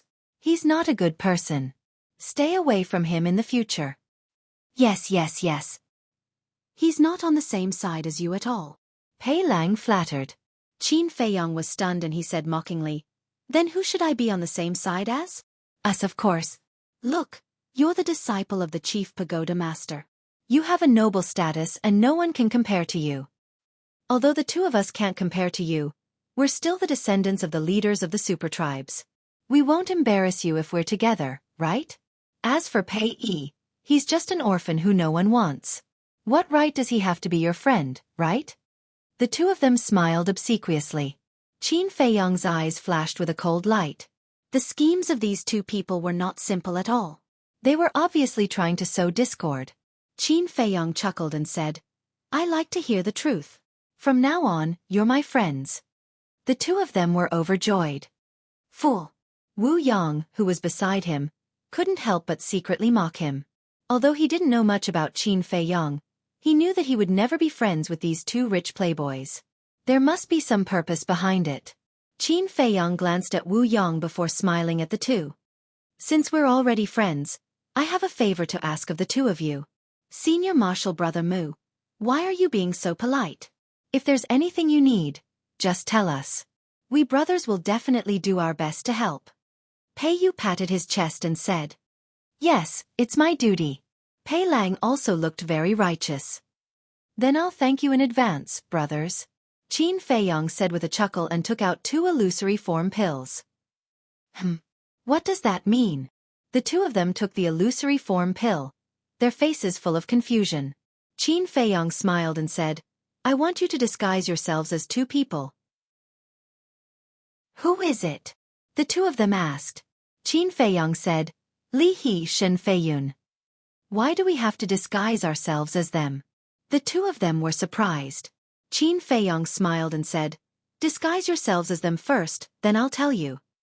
"This." The two of them hesitated. Qin Feiyong's face showed a trace of displeasure, and he said indifferently, "Just now the two of you said that it's my duty, and now you're changing your mind. It seems that the two of you don't treat me as a brother." Pei Yu's face changed, and he hurriedly waved his hand and said, "No, no, no, Senior Marshal Brother Mu, you've misunderstood. A real man's word is worth 9 tripods. Why would we change our mind?" Pei Lang nodded and said, "That's right. Senior Marshal Brother Mu's matter is our matter. Even if there's danger, we won't back down. Now, I'll disguise myself as Shen Feiyun." With that, Pei Lang threw the illusory form pill into his mouth and quickly changed into Shen Feiyun's appearance. Seeing that Pei Lang had already done it, Pei Yu didn't hesitate anymore. He took the illusory form pill and changed into Li He. Then the two of them looked at Qin Feiyong and asked, "What's next?" "Next?" Qin Feiyong chuckled, and killing intent suddenly surged in his eyes. Battle Qi gushed out from his fingertips, and 2 Scarlet Sword Qi entered the two's Qi Sea at lightning speed. Ah! The two of them immediately fell to the ground, clutching their lower abdomens and howling miserably. Wu Yong next to them was even more shocked. He glanced at the two of them, then looked up at Qin Feiyong and asked, "Senior Marshal Brother Mu, why are you doing this?" Qin Feiyong said expressionlessly, "You'd better not ask about my business." "Yes, yes, yes." Wu Yang's face turned pale, and he nodded repeatedly. With a wave of his hand, Qin Feiyong collected the two's Chenkuan bags. Then he turned around and said to Wu Yong, "Cut off their tongues. While you're at it, search their bodies to see if they have any other hidden pills." "What?" Wu Yang's body trembled. Pei Yu and Wu Yang's faces were ashen. They knelt on the ground, kowtowing and begging for mercy. Seeing that Wu Yong didn't move, Qin Feiyong raised his eyebrows and shouted, "Didn't you hear me?" Wu Yong quivered and hurriedly took out a dagger. He looked at Pei Yu and Wu Yong and said, "I didn't want to do this, but I had to do it. I'm sorry." Then, he stepped forward and pressed Pei Yu and Wu Yong. Swish, swish, swish, swish, swish. After a while, Wu Yong got up and walked to Qin Feiyong's side, and said respectfully, "I've searched them. They don't have any other pills." Qin Feiyong nodded. He turned around and looked at the two of them lying on the ground in despair.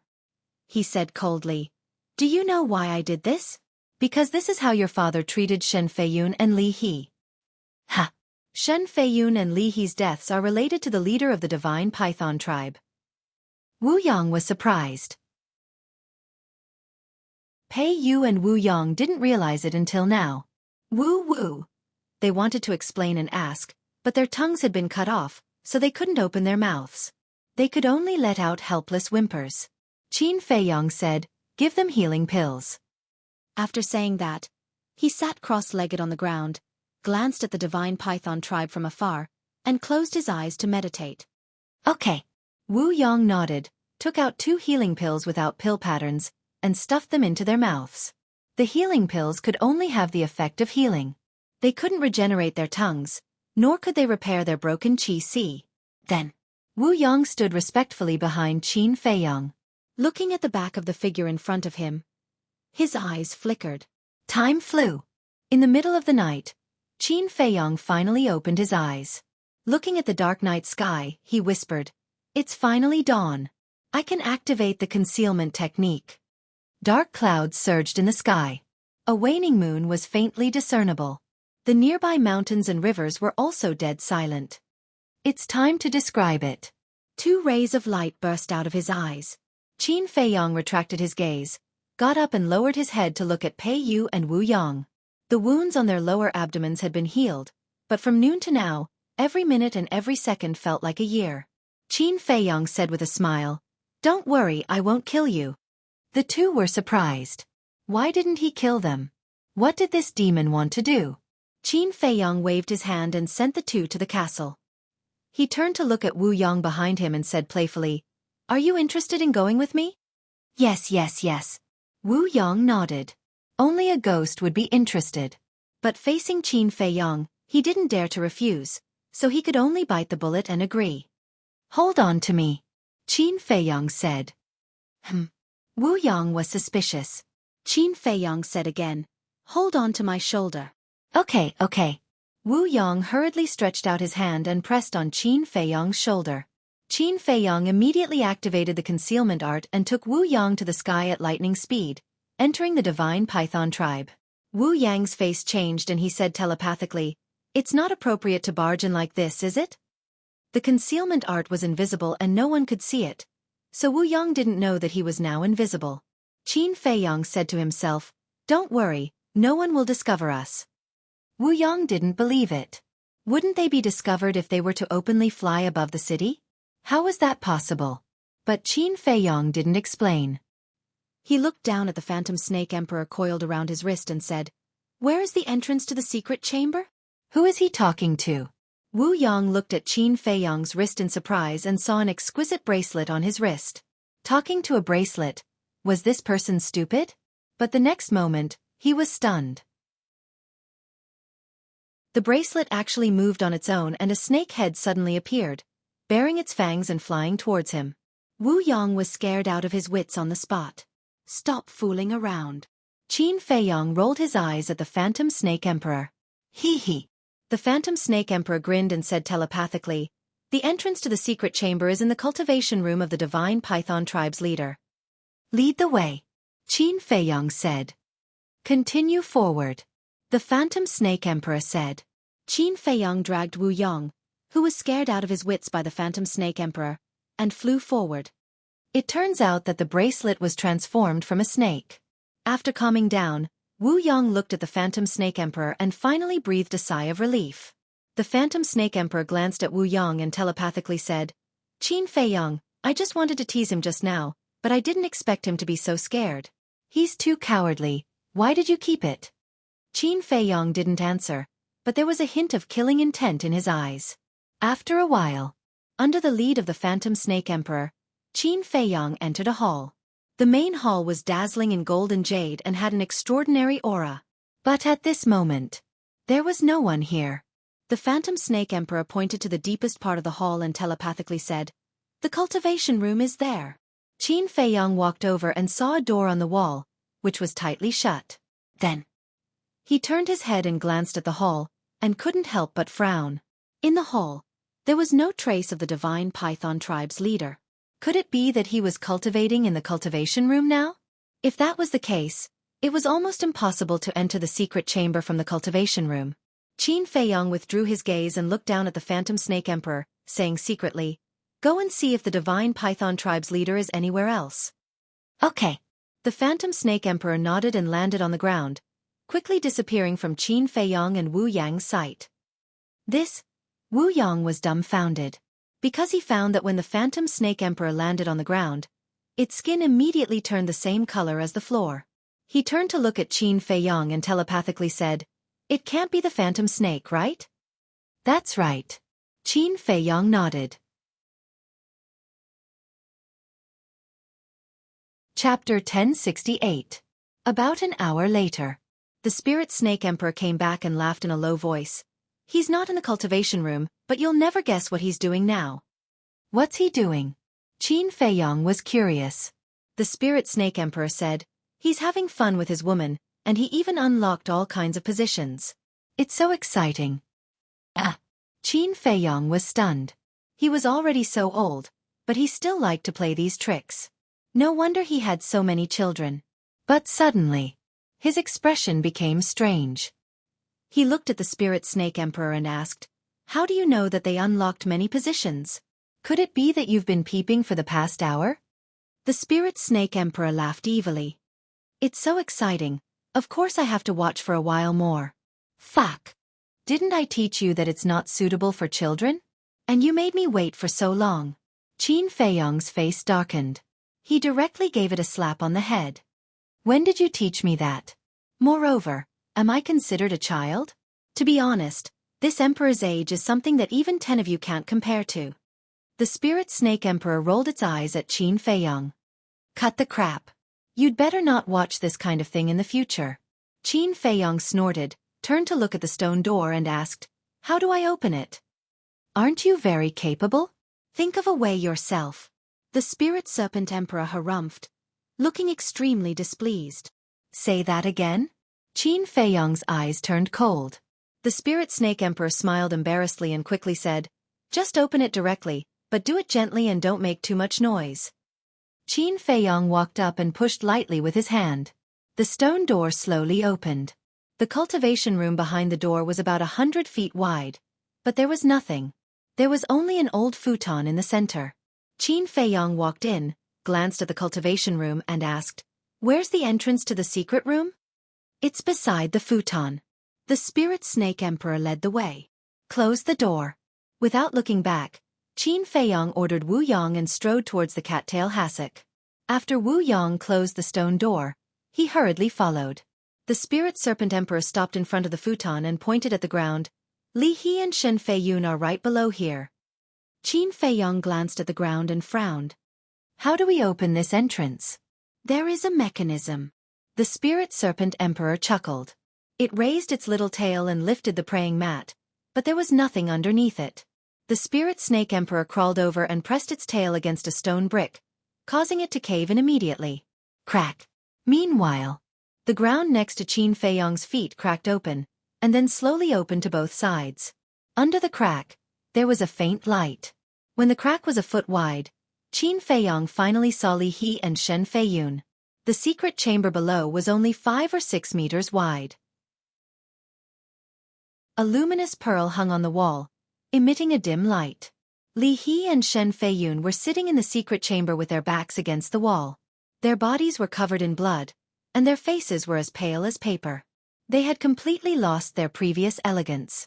Even their bodies were emitting a pungent stench. They are actually not dead. Wu Yong looked at the two of them with a face full of shock. He finally understood why Qin Feiyong sneaked into the divine python tribe in the middle of the night. At the same time, Li He and Shen Feiyun heard the noise and raised their heads, staring coldly at the entrance above. Their weak eyes were filled with hatred and killing intent. They thought that the leader of the divine python tribe had come. But when the entrance of the secret chamber was completely opened and they saw Wu Yong standing above, Li He immediately frowned. As a direct descendant of the Qilin tribe, Wu Yong was somewhat famous in the main tower. Of course Li He could recognize him. Wu Yong jumped into the secret chamber, took out 2 regeneration pills with pill patterns, and put them in their mouths.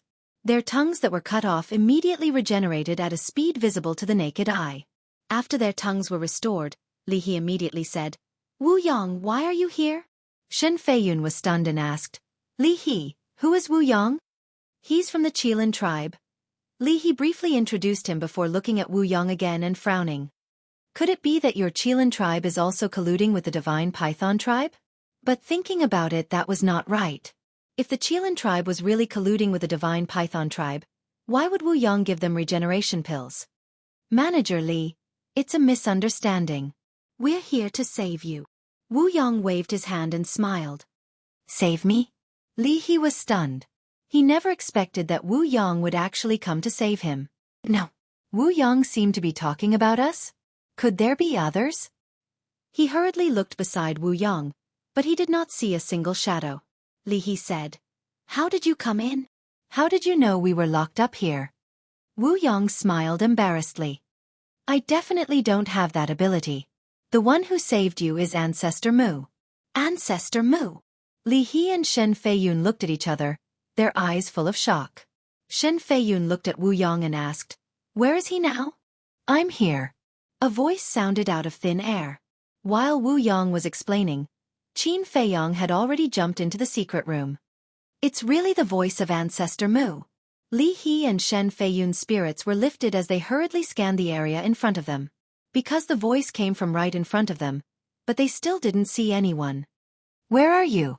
"Why can't I see you?" Li He said anxiously. But before he could finish his sentence, the two of them felt someone grab their wrist. Immediately, the two of them also entered stealth mode. This way they could also see Qin Feiyong. "It's really you, you bastard." Li He was ecstatic.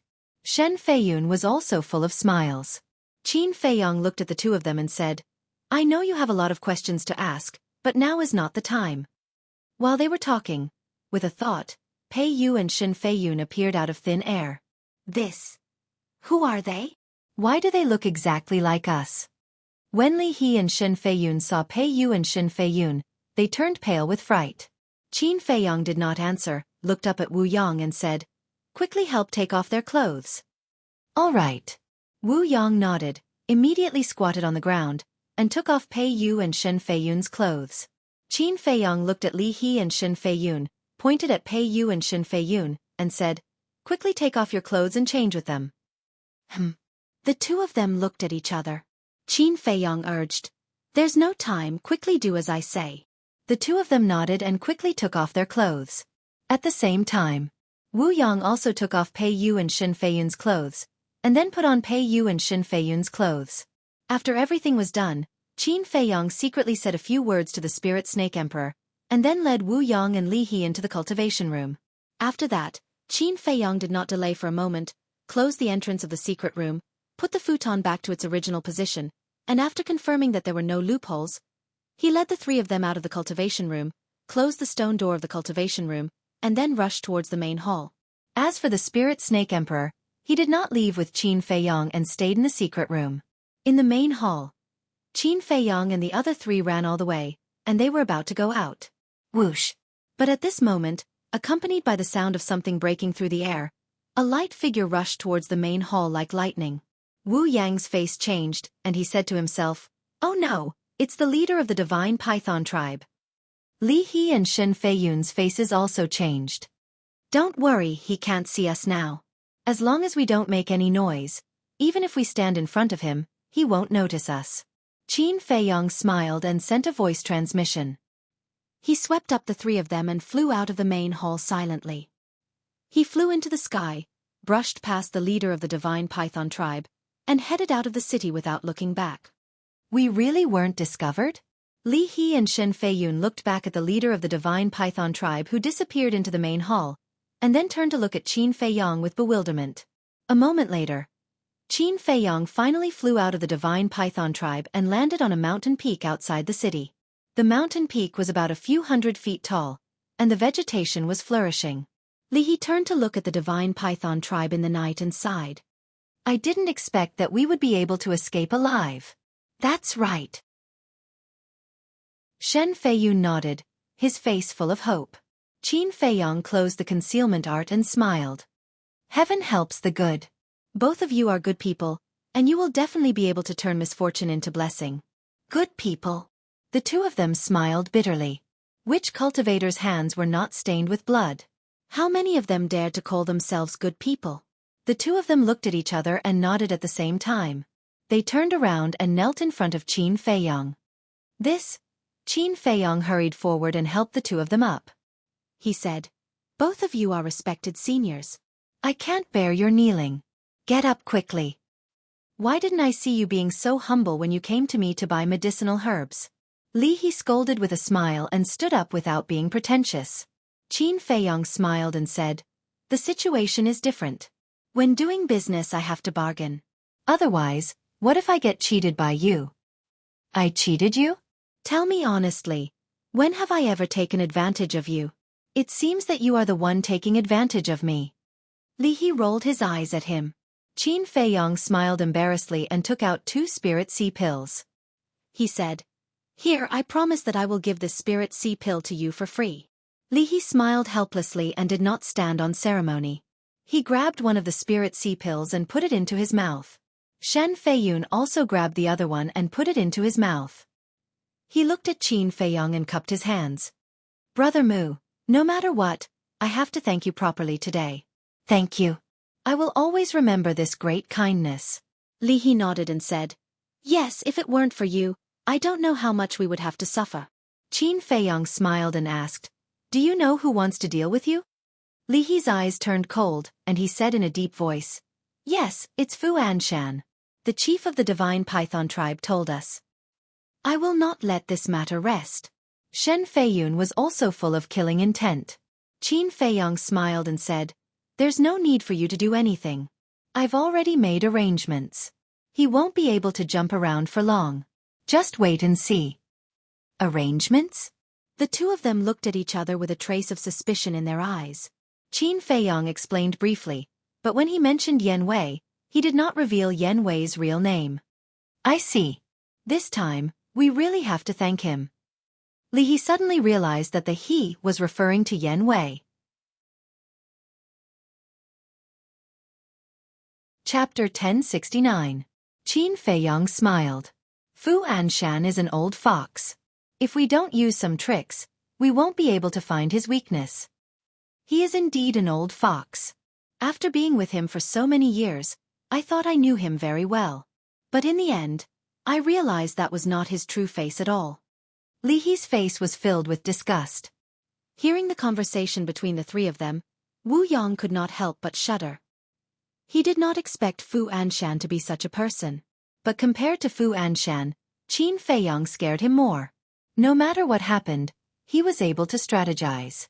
Who in the entire Central Divine Kingdom could compare to him when it came to scheming and scheming? Was he really human? Wu Yong could not help but wonder. By the way, what demonic art did you use when you brought us away? You passed by the leader of the Divine Python tribe and did not notice us? Li He asked. Shen Feiyun also looked at Qin Feiyong curiously. Demonic art? Qin Feiyong smiled bitterly. He was not a monster. How could he know any demonic arts? He explained, it's a battle art that can make one invisible. I see. Li He and Wu Yong were enlightened. Shen Feiyun asked, what should we do next? Qin Feiyong thought for a moment and said, don't show yourself in front of others for the time being. Find a place to cultivate and don't send anyone a message. Li He frowned and said, I want to send a message to Yen. I understand how you feel, but you can't do that. Because if there's a mistake, the plan to get rid of Fu Anshan and Wu Yong might fail. Qin Feiyong said sternly. This? Li He hesitated for a moment and nodded. All right then. Yen thinks I'm dead anyway. It doesn't matter if I appear now or later. It's good that you can think that way. Qin Feiyong smiled. Oh no.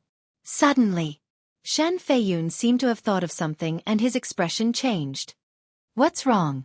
Qin Feiyong and the other two were startled and looked at him in surprise. Although Pei Yu and Pei Lang disguised themselves as us, although you confiscated their Chengkuan bags and pills, causing them to be unable to regrow their tongues and speak, although you crippled their cultivation and caused them to be unable to transmit their voices, they could still write by hand. For example, if they used their own blood to write some words on the ground, wouldn't the Divine Python tribe's leader know that they are fake when he sees those words? Shen Feiyun said. Yeah. Li He's eyes trembled. He hurriedly looked at Qin Feiyong and said, while it's still early, let's go there again. Qin Feiyong shook his head and said, the concealment spell can only be used once a day. The leader of the Divine Python tribe has already returned to the main hall. It is almost impossible for him to return to the secret chamber. Then what should we do? Shen Feiyun asked. Li He suggested, why don't we go look for the Chief Tower Master now? Qin Feiyong smiled and said, seniors, don't worry. How can I not be anxious? If he really finds out that we have escaped, he will definitely flee immediately. The Forgotten Continent is so big, and he is so strong. If he wants to hide, we won't be able to find him at all. Li He said anxiously. Qin Feiyong smiled faintly and said, he won't find out because I have already thought of this. So when I left, I asked the Spirit Snake Emperor to stay behind.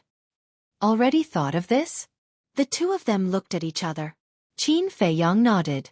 Wu Yong was puzzled. Then what can the Spirit Snake Emperor do by staying behind? Qin Feiyong smiled faintly and said, knock out Pei Yu and Shen Feiyun and keep them unconscious. When he sees that they are unconscious, the Divine Python tribe's leader won't be suspicious. Won't be suspicious? Are you that confident? Li He frowned. Qin Feiyong nodded. How so? Li He asked. It's very simple. When you were imprisoned, you were tortured a lot by him, right? Your body was very weak to begin with, right? Qin Feiyong threw out a few questions in succession. Li He also nodded repeatedly. That's not right. You are so weak after being tortured by him. In his opinion, it's natural for you to be unconscious. Of course, if you are unconscious for too long, even a fool will be suspicious. But the problem is that when dawn comes, he will bring Pei Yu and Shen Feiyun to Black Wind Mountain to exchange with Fu Anshan. Tell me, will he be suspicious in such a short time? If it were you, would you be suspicious? Qin Feiyong smiled. Definitely not.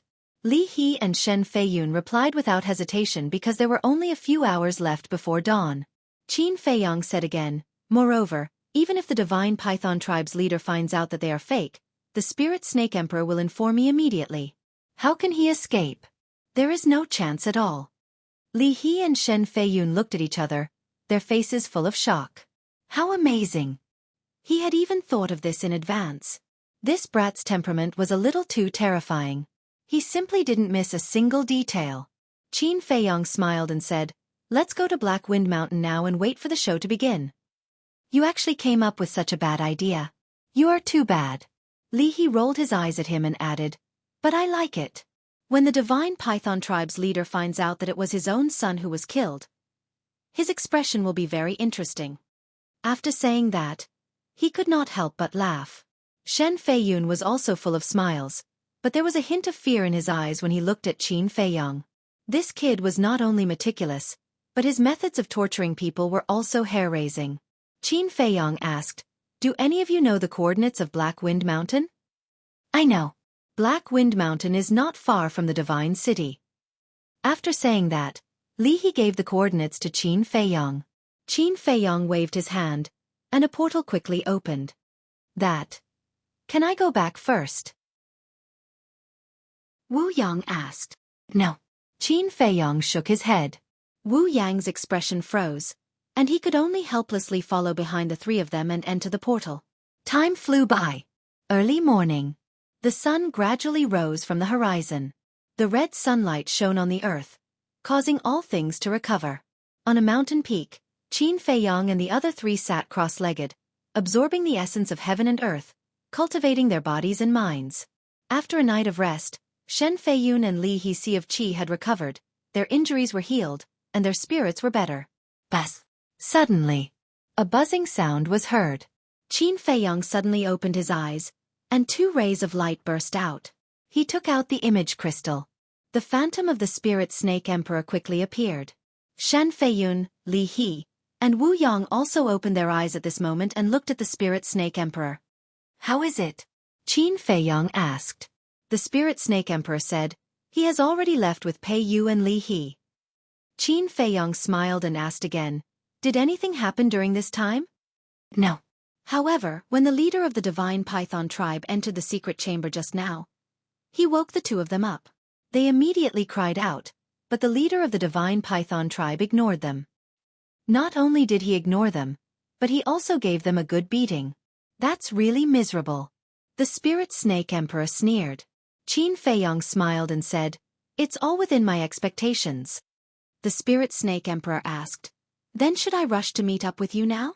Or should I wait for you at the Tranquil Lake?" Qin Feiyong thought for a moment and said, "There's no need for you here. Wait for me at the Tranquil Lake."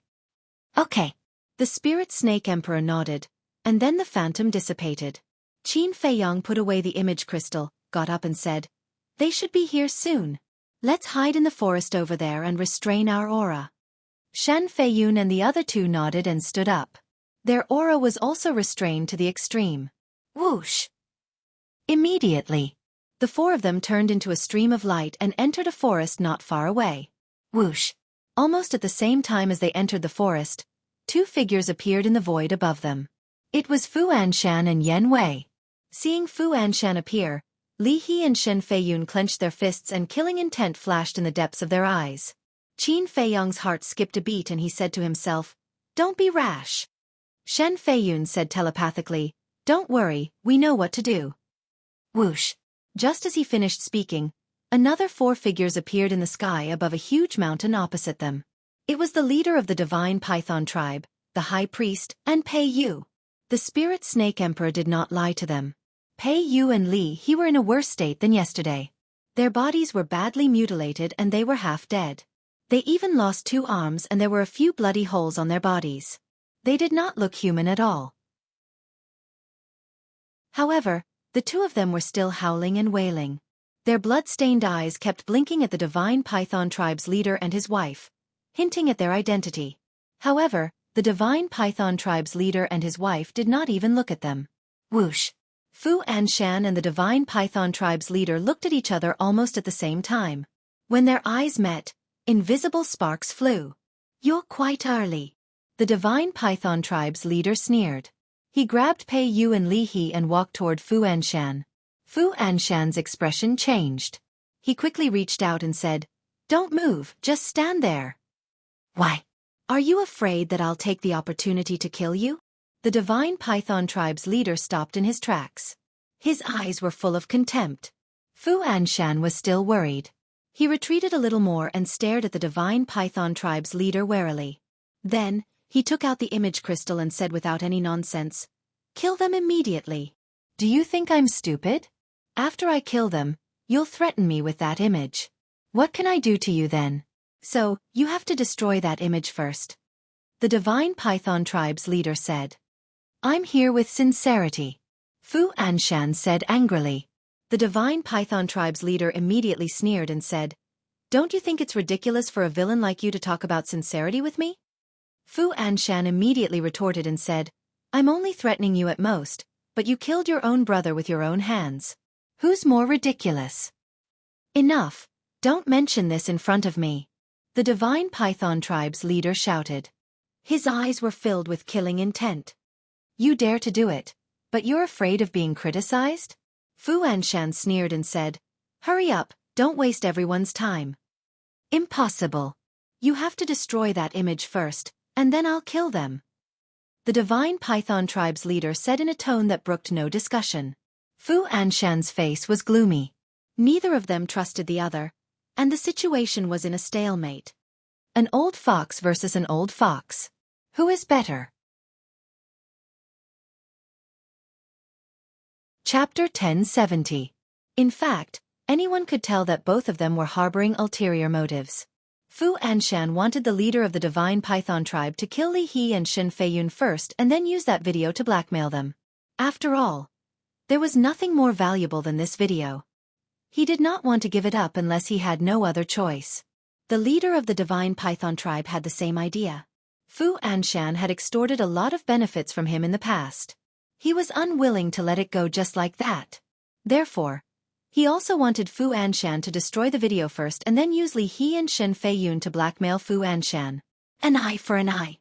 But both of them were not stupid. They knew what the other party was thinking, so they refused to take the first step. Time passed by slowly. Seeing that both of them refused to give in, the high priest said, "There's no point in this stalemate. Show your sincerity. Don't play any tricks." Fu Anshan was extremely annoyed. The leader of the divine python tribe was also unwilling. But now, there seemed to be no other way. "Okay. We'll do as you say." In the end, Fu Anshan nodded first. Because he could not afford to waste time. In 2 months, he would inherit the position of Deputy Pavilion Master. This was the opportunity he had been waiting for his whole life. If something were to happen during this period of time, then not only would everything he had done go down the drain, even his life would be in danger. The high priest said, "Then let's start the exchange." Fu Anshan glanced at the leader of the divine python tribe and turned to Yan Wei. "You go." "Yes." Yan Wei responded respectfully and flew towards the leader of the divine python tribe. Fu Anshan looked at the leader of the divine python tribe and said, "Give Li He and Shen Feiyun to him and then I'll destroy the video. In this way, you don't have to worry about me going back on my words. With your strength, you can kill my men and take back Li He and Shen Feiyun." "No problem." The high priest nodded. After a dozen breaths, Yan Wei flew to the leader of the divine python tribe. The high priest turned to look at the leader of the divine python tribe and persuaded, "Give it to him. Although Fu Anshan extorted us before, that's all in the past. Now everyone is happy. This is the best ending." "Damn it!" The chief of the divine python tribe cursed inwardly. He raised his head and looked at Fu Anshan saying, "I promise you, but I have a condition. You must crush the image crystal." The images were stored in the image crystal. Only the owner of the image crystal would know whether or not the images were destroyed. The chief of the divine python tribe was worried that although Fu Anshan said that he had destroyed it, he hadn't. Therefore, he asked Fu Anshan to crush the image crystal. Once the image crystal shattered, everything recorded within it would also disappear. Fu Anshan raised his eyebrows and nodded. "Sure." The chief of the divine python tribe continued, "Also, did you send this video to anyone else?" The recorded images could be transmitted to others through the image crystal. "No." Fu Anshan shook his head. How do you prove it? The chief of the divine python tribe said. Fu Anshan said angrily, how do you want me to prove it? If I say there isn't, then there definitely isn't. Can you stop wasting time? I don't believe he did. Because if he really did send it to someone else, he would have destroyed the video without saying a word. He wouldn't have schemed with you for so long. The high priest said in a low voice. The chief of the divine python tribe thought about it and felt that it made sense. Then, he handed the two over to Yan Wei. Woo woo. The two turned to look at the chief of the divine python tribe and the high priest, roaring crazily, their eyes full of pleading. However, the couple only glanced at them coldly, then looked up at the image crystal in Fu Anshan's hand. Their parents were right in front of them, but they couldn't tell the truth. What could be more desperate than this? Both of their faces were ashen as they trembled in fear. Yan Wei turned around, grabbed their heads with both hands, looked at Fu Anshan, and said, Lord, I'm ready. Fu Anshan glanced at the chief of the divine python tribe and his wife, then nodded at Yan Wei. At the same time, one of them crushed the image crystal while the other crushed Pei Yu's and the other's heads. After crushing their heads, Yan Wei immediately unleashed his maximum speed, like a bolt of lightning, rushing towards Fu Anshan. Fu Anshan also immediately raised his other hand, and a teleportation door flew out from his palm, instantly opening. When the teleportation door opened, Yan Wei also flew in front of Fu Anshan. After all, Yan Wei was now a warlord, and his speed was much faster than before. Then, the two of them ran in without looking back. Obviously, Fu Anshan had already prepared the teleportation door, afraid that the chief of the divine python tribe would attack him. The chief and his wife of the divine python tribe did not expect this. By the time they reacted, the two of them had already disappeared without a trace. Scoundrel! Looking at the teleportation door that disappeared, the chief of the divine python tribe was full of contempt. The high priest said, he has blackmailed us for so many years, naturally, he is worried that we will harm him. An ant-like character. If it weren't for this, I wouldn't even bother with him. The chief of the divine python tribe said disdainfully. The high priest shook his head and laughed. No matter what, Fu Anshan's matter ends here.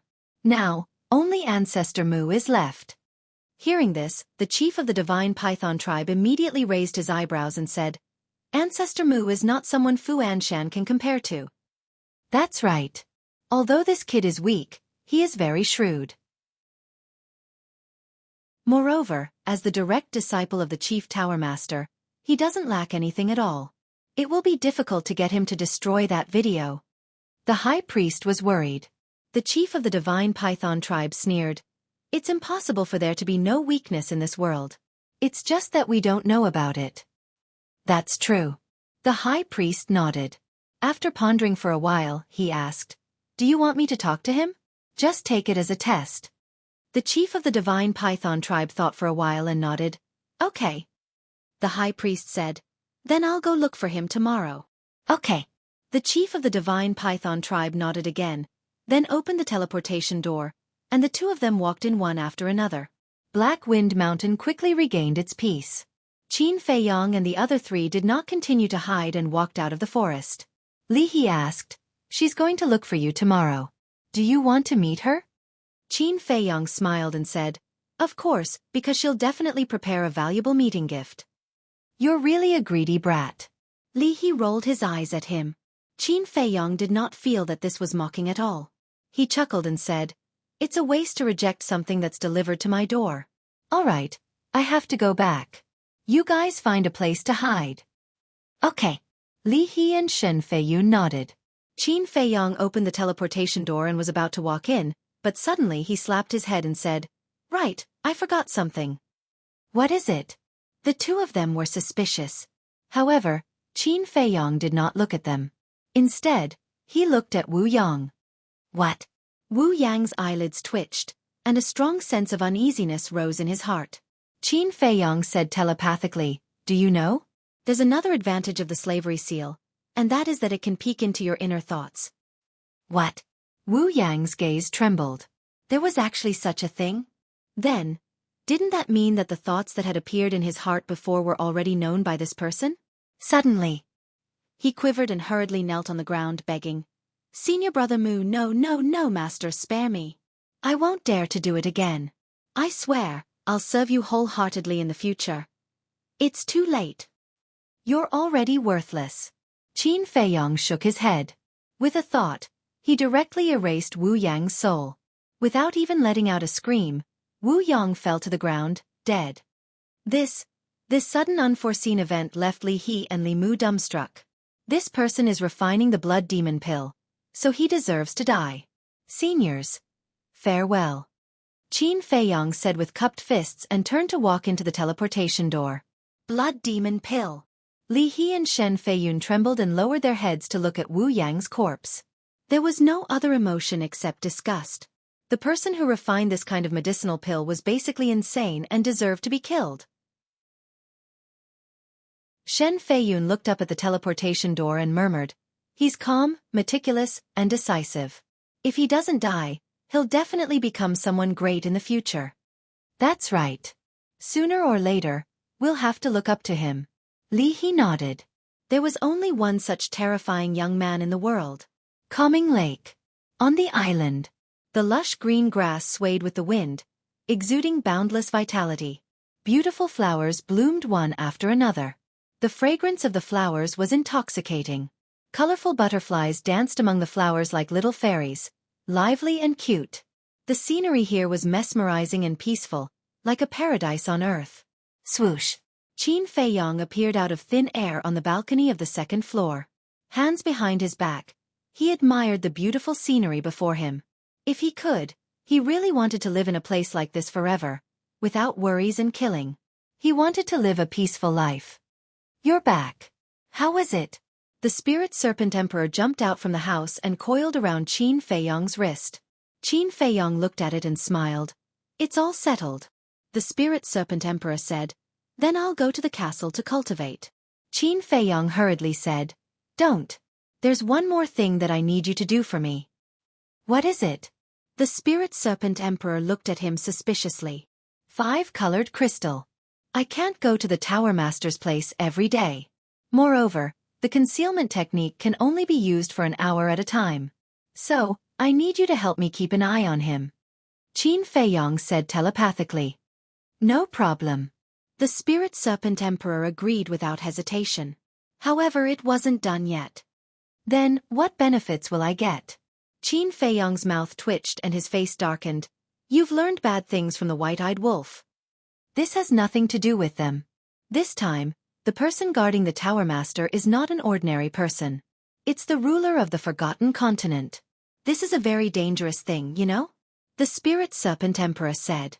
Qin Feiyong rubbed his forehead and said helplessly, "All right, after this matter is done, I'll satisfy you whatever you want." This is what you said. Don't go back on your word. The Spirit Serpent Emperor chuckled and disappeared in the blink of an eye. Why are all these guys around me not easy to deal with? Qin Feiyong sighed helplessly. Bas! Suddenly, the image crystal in his arms rang. He took it out and Fatso's image appeared saying, "Boss, quickly come to my place." His tone was a little anxious. What's wrong? Qin Feiyong was suspicious. Something's up. After Fatso finished speaking, he immediately turned off the image crystal. Qin Feiyong frowned, feeling rather frustrated. He had just finished dealing with Li He and Li Mu, and now something else had happened. Why were there so many things happening in one day? Sigh. The capable should do more work.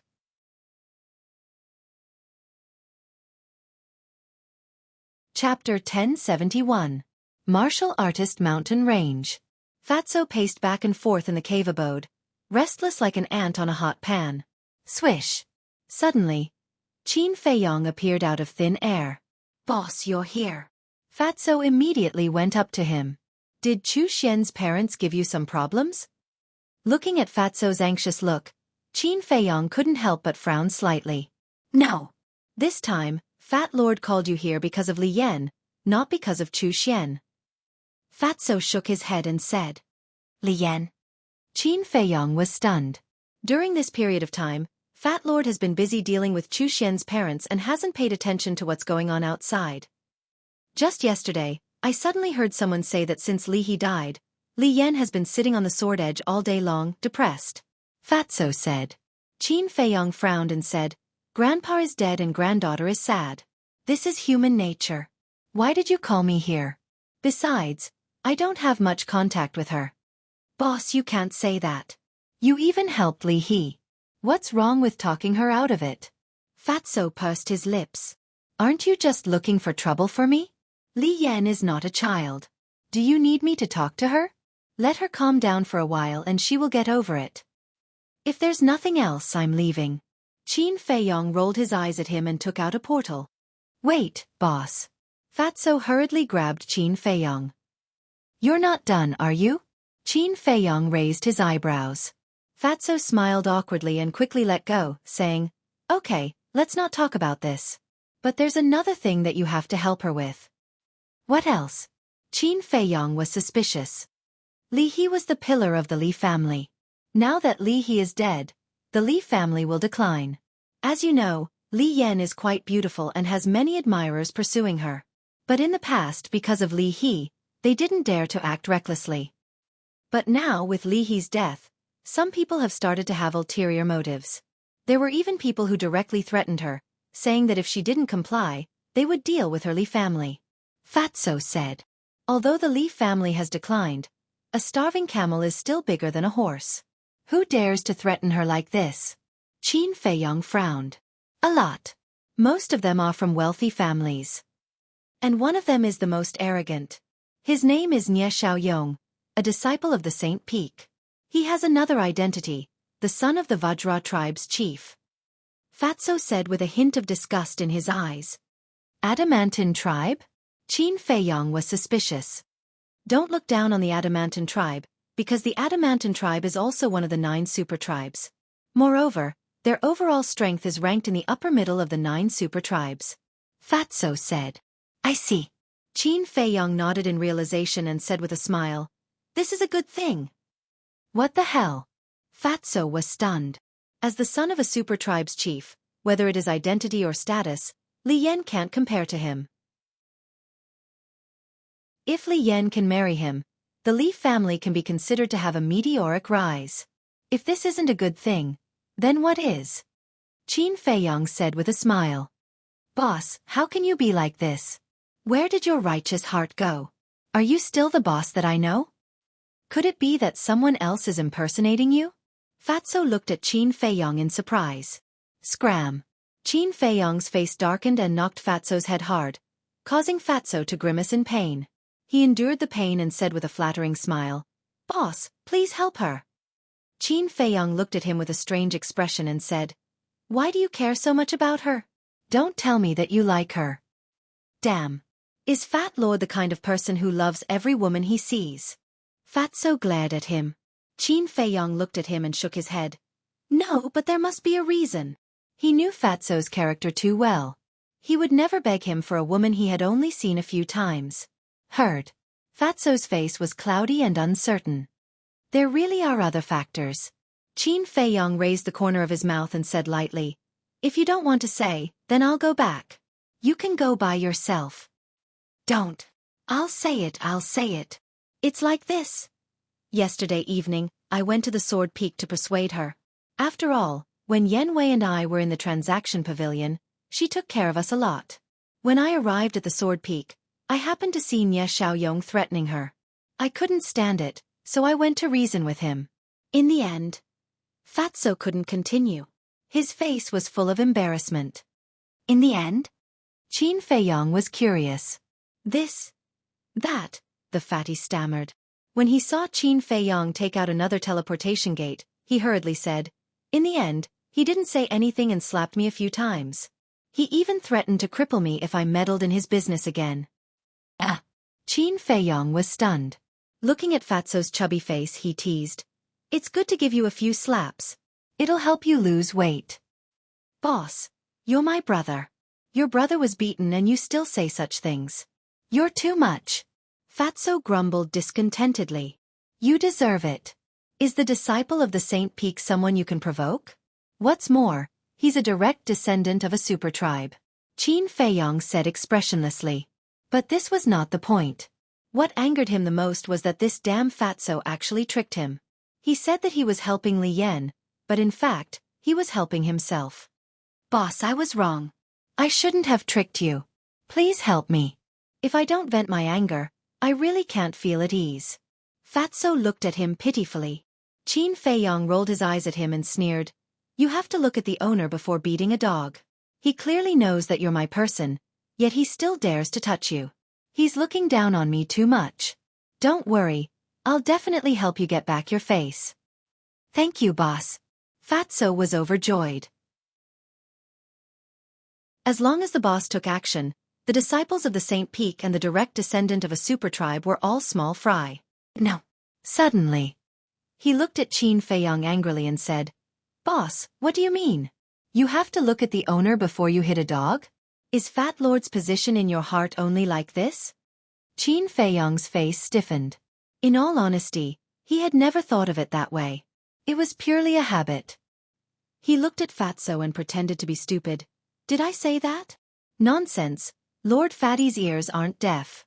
Fatso roared. Okay, it's just a slip of the tongue. Don't take it to heart. I'll apologize to you, okay? Qin Feiyong smiled embarrassedly. Knowing that he was pretending to be stupid, couldn't he give him a way out? Humph, if an apology is useful, what's the use of justice? Fatty didn't want to let go of the fact that he was in the right. Then what do you want? Qin Feiyong was helpless. It was really as the saying goes, trouble comes from the mouth. Fatso thought for a moment and laughed. Fat Lord can forgive you, but you have to promise me that you will cripple that Nye Xiaoyong. All right. Isn't he just a playboy? If I cripple him, what can the Vajra tribe do to me? Qin Feiyong nodded without hesitation. Fatso was so happy that he couldn't close his mouth and urged, Then let's go, I just received news that he went to harass Li Yan again. Lead the way. Qin Feiyong's eyes flashed with killing intent. Daring to bully Qin Feiyong's brother, even if it was the emperor, he wouldn't let him go. Bas. Fatso waved his hand and opened a teleportation door. The two of them rushed in one after another. At the same time. Sword Edge. This giant peak was located next to a river a few miles away from the Warrior Mountain Range. It was more than 1,000 feet high, straight and steep. From afar, it looked like a giant sealed sword. This was the origin of the word, Sword Edge. At this moment, at the peak of the Sword Edge, Li Yan, you are no longer the same as before. Your grandfather is dead. You are no longer the little princess from before. Let me give you a piece of advice. You should obey our senior brother Nye as soon as possible. That's right, although our senior brother Nye comes here every day to look for you, he has never forced you to do anything. You should understand senior brother Nye's feelings for you. Yes, don't be stubborn. With senior brother Nye's identity and strength, as long as he says a word, who knows how many women will rush to offer themselves to him. Don't be ignorant of your good fortune. More than a dozen young men stood together and talked non-stop. In front of these people, there was a young man in purple. He was about 1.8 meters tall and had long purple hair. His facial features were handsome, and his eyebrows were as sharp as knives. His dark eyes revealed a shocking sharpness. There was no suspense. This person was Nye Xiaoyong. He looked coldly at the cliff in front of him, his proud eyebrows full of impatience. He saw a young woman sitting at the edge of the cliff. Her long black hair was like a waterfall, and her pure white dress fluttered in the wind. Her exquisite facial features and tender skin were like a masterpiece of the heavens, perfect and flawless. However, her black gem-like eyes, appeared empty and lifeless. She stared at the void in front of her. No matter what the group of people behind her said, she didn't seem to hear them, and there was a sadness that couldn't be dispersed between her eyebrows. Li Yan, are you listening to us or not? I'm telling you, don't be ungrateful. As a person, his patience will be worn out by you. The group of people shouted with righteous indignation. Li Yan still turned a deaf ear, and her eyes were dim. Nye Xiaoyong looked at Li Yan, and the annoyance on his face became more and more obvious. Suddenly, a touch of hostility flashed in his eyes. He raised his hand and grabbed in the air. His saint power roared and forcibly pulled Li Yan in front of him. Then, Nye Xiaoyong grabbed Li Yan's hair and pulled it down hard. Li Yan's pale face suddenly looked up at him. Nye Xiaoyong greedily glanced at Li Yan's chest, then looked into Li Yan's eyes and said sternly, I'm telling you, don't challenge my patience again. However, Li Yan neither struggled nor said anything. She just looked at him in disgust. The anger in Ye Xiaoyong's heart became more and more uncontrollable. The more you act like this, the more I like it.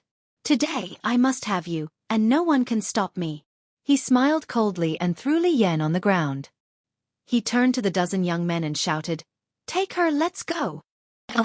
The 2 young men ran over, picked up the embarrassed Li Yan, and prepared to leave. Where do you want to take her? Chapter 1072. Who is it? How dare you peep at us from the dark? Come out and die. The group of people immediately turned their heads to look at the forest, their faces full of hostility. Isn't it just watching? Is there a need to be so vicious? With a mocking laugh, Qin Feiyong and Fatso walked out of the forest. They had arrived long ago.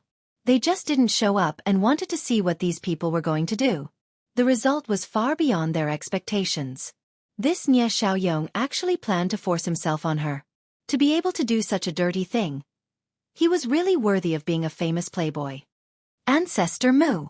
At the same time, seeing that it was Qin Feiyong, Nie Xiaoyong and the others' pupils shrank, their fear could not be concealed.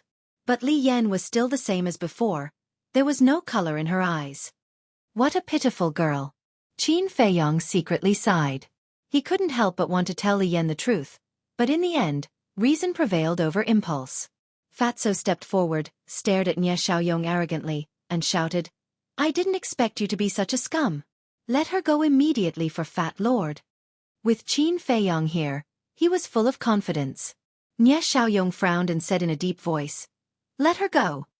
The 2 young men who were holding Li Yan immediately let go of Li Yan and then hid behind Nie Xiaoyong, looking at Qin Feiyong warily. Fatso was proud and said contemptuously, "You let her go just because I asked you to. Is this still the arrogant young Master Nie from yesterday?" Nie Xiaoyong's eyes were cold as he looked at Qin Feiyong and said, "Junior brother Mu, we have always minded our own business. Why are you meddling in other people's business today?" "Why?" Qin Feiyong glanced at Nie Xiaoyong, then at the others and laughed. "Don't you know that Fatso is my brother?" Just now, he had clearly seen everyone's cultivation base with a single glance. Nie Xiaoyong was a 3-star battle saint, and the others were 1-star and 2-star battle saints. Obviously, they were all disciples of the Holy Land. If it was placed in front of him, he might have stayed away. But now, he could deal with these small fries with one hand. "Brother." Nie Xiaoyong and the others turned pale with fright. They weren't the only ones who knew about the relationship between Fatso and Qin Feiyong. Everyone in God's City knew about it. Everyone thought that they were just friends, but they didn't expect them to be brothers. The difference between a friend and a brother was not just a little bit. Qin Feiyong smiled and said, "Fatso, how many slaps did he give you yesterday?" 20. Fatso said. Nie Xiaoyong's face darkened, and he said angrily, "Bullshit, I clearly only slapped you 5 times, where did the 20 come from?" "Does the interest not count?" Fatso snickered. "Interest?" Nie Xiaoyong was about to explode. In just one night, it had increased by 15%. Wasn't this interest too high? "Okay, slap him the same way he slapped you yesterday," Qin Feiyong said, and pointed to the dozen people next to Nie Xiaoyong, and said lightly, "And them, each of them will be slapped 20 times. "What?" The dozen people's faces turned green on the spot. A young man in green shouted, "Junior brother Mu, most of us weren't here yesterday, why are you slapping us too?" 40. Qin Feiyong said expressionlessly. The young man in green was furious and wanted to speak again. The others quickly stopped him and shouted, "If you speak again, it won't be 40, it will be 80, or even 160. So, can you shut up?" The young man in green felt wronged. He was fighting for the injustice for everyone, but in the end, he was blamed by everyone. Did they have a conscience?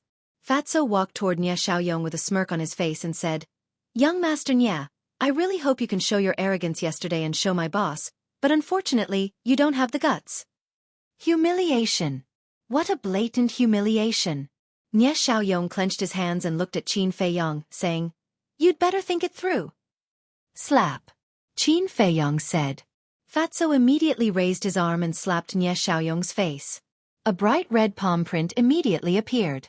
Nye Xiaoyong was stunned. He actually slapped him?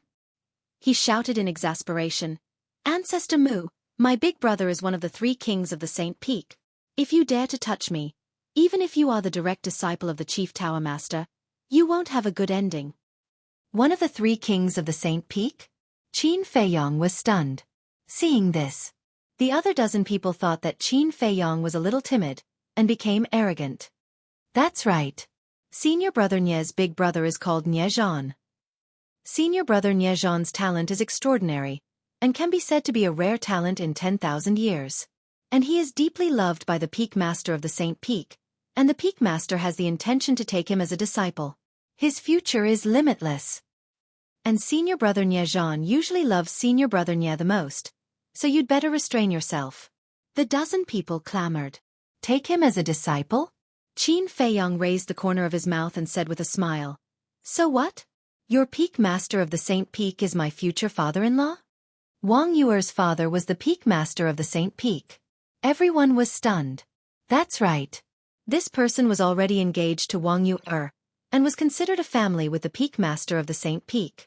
Even if they made a big fuss, the Peak Master of the Saint Peak would definitely help his own family. What's more, this matter was originally their fault. Senior brother Mu, we were wrong. Please let us go this time. Yes, we have no grudges in the past, and we have no grudges today, so there's no need to make a fuss like this. The dozen people were scared and hurriedly flattered him.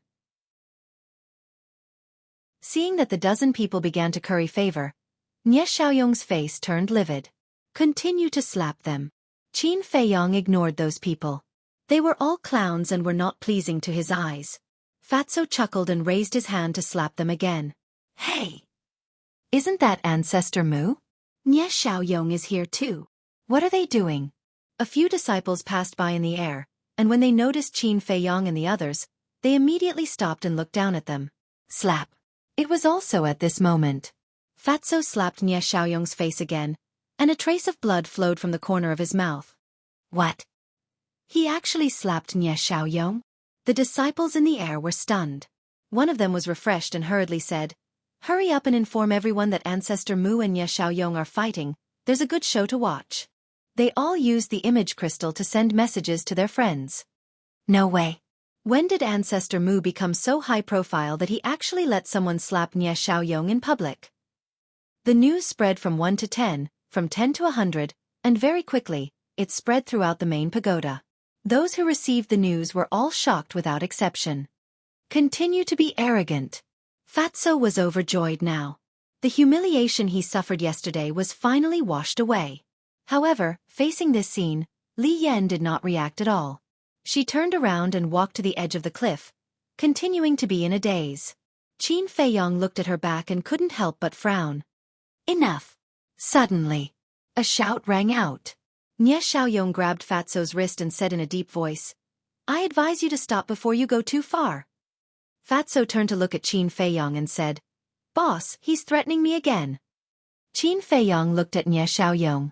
Nye Xiaoyong also looked at Qin Feiyong, a trace of killing intent lurking in his eyes, and said, If you have the ability, let's fight one-on-one, regardless of life and death. Qin Feiyong looked at him in surprise and suddenly laughed. This smile made Nye Xiaoyong's scalp go numb, and he began to regret saying that. Regardless of life and death? In other words, this is a duel of life and death? The few people in the sky looked at each other. It seemed that this matter had gotten out of hand. Fatso also looked at Nye Xiaoyong in shock and asked, You really want to have a duel of life and death with boss? Nye Xiaoyong's eyes darkened as he nodded and sneered. Yes, but this young master is afraid that he doesn't dare. Haha. Fatso also laughed. Challenging Qin Feiyong? This was really borrowing courage from the heavens. However, even if he wanted to challenge, these 20 slaps couldn't be let go just like that. He suddenly raised his other arm and slapped towards Nye Xiaoyong's face again. You're courting death. The killing intent in Nye Xiaoyong's eyes was no longer concealed. You're the one who's courting death.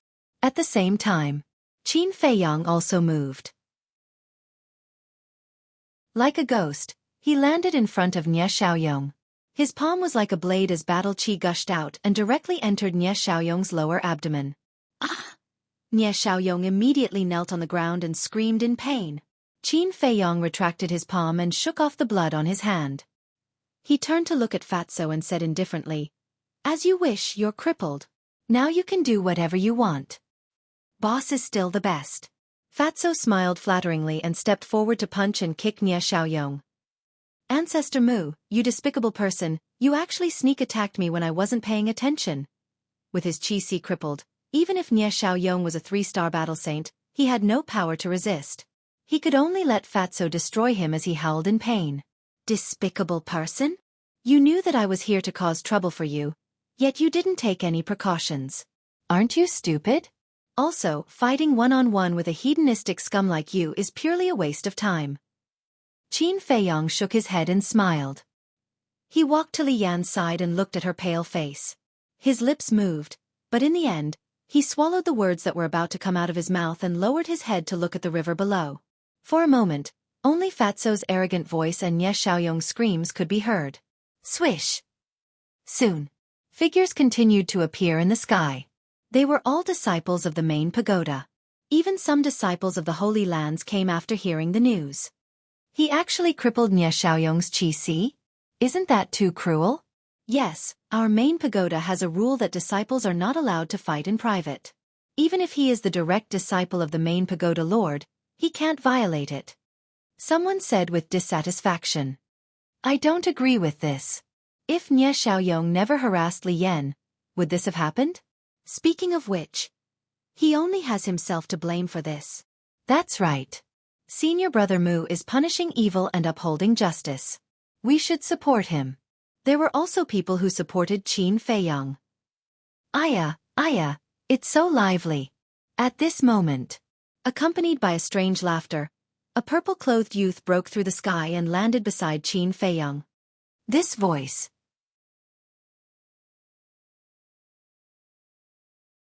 Chapter 1073. The purple-clothed youth snickered. I was worried that you would be alone in the main pagoda, isolated and helpless. That's why I came back to help you. Then shouldn't I thank you? Qin Feiyong sneered. The purple-clothed youth said, If you really want to thank me, I will accept it. Qin Feiyong coldly glanced at the purple-clothed youth, then continued to look at the river below, his eyes flickering. Awesome. At this time, Fatso finally stopped, looking at Nie Xiaoyong who was like a dead dog. His fat face was full of pleasure. Then, he looked at the other dozen people and shouted, Line up for me one by one. The group of people's faces were ashen. They were all disciples of the sacred land. Usually, in front of ordinary disciples, they were high and mighty monarchs, and no one dared to disobey them. But now they had actually fallen to this point, being bullied by an ordinary disciple in public. How could they raise their heads in the main pagoda in the future? But they didn't dare to resist. Because there was a fierce person watching from the side. They glanced at Qin Feiyong, and with a heart full of humiliation, they obediently lined up and went up one by one to be slapped in the face.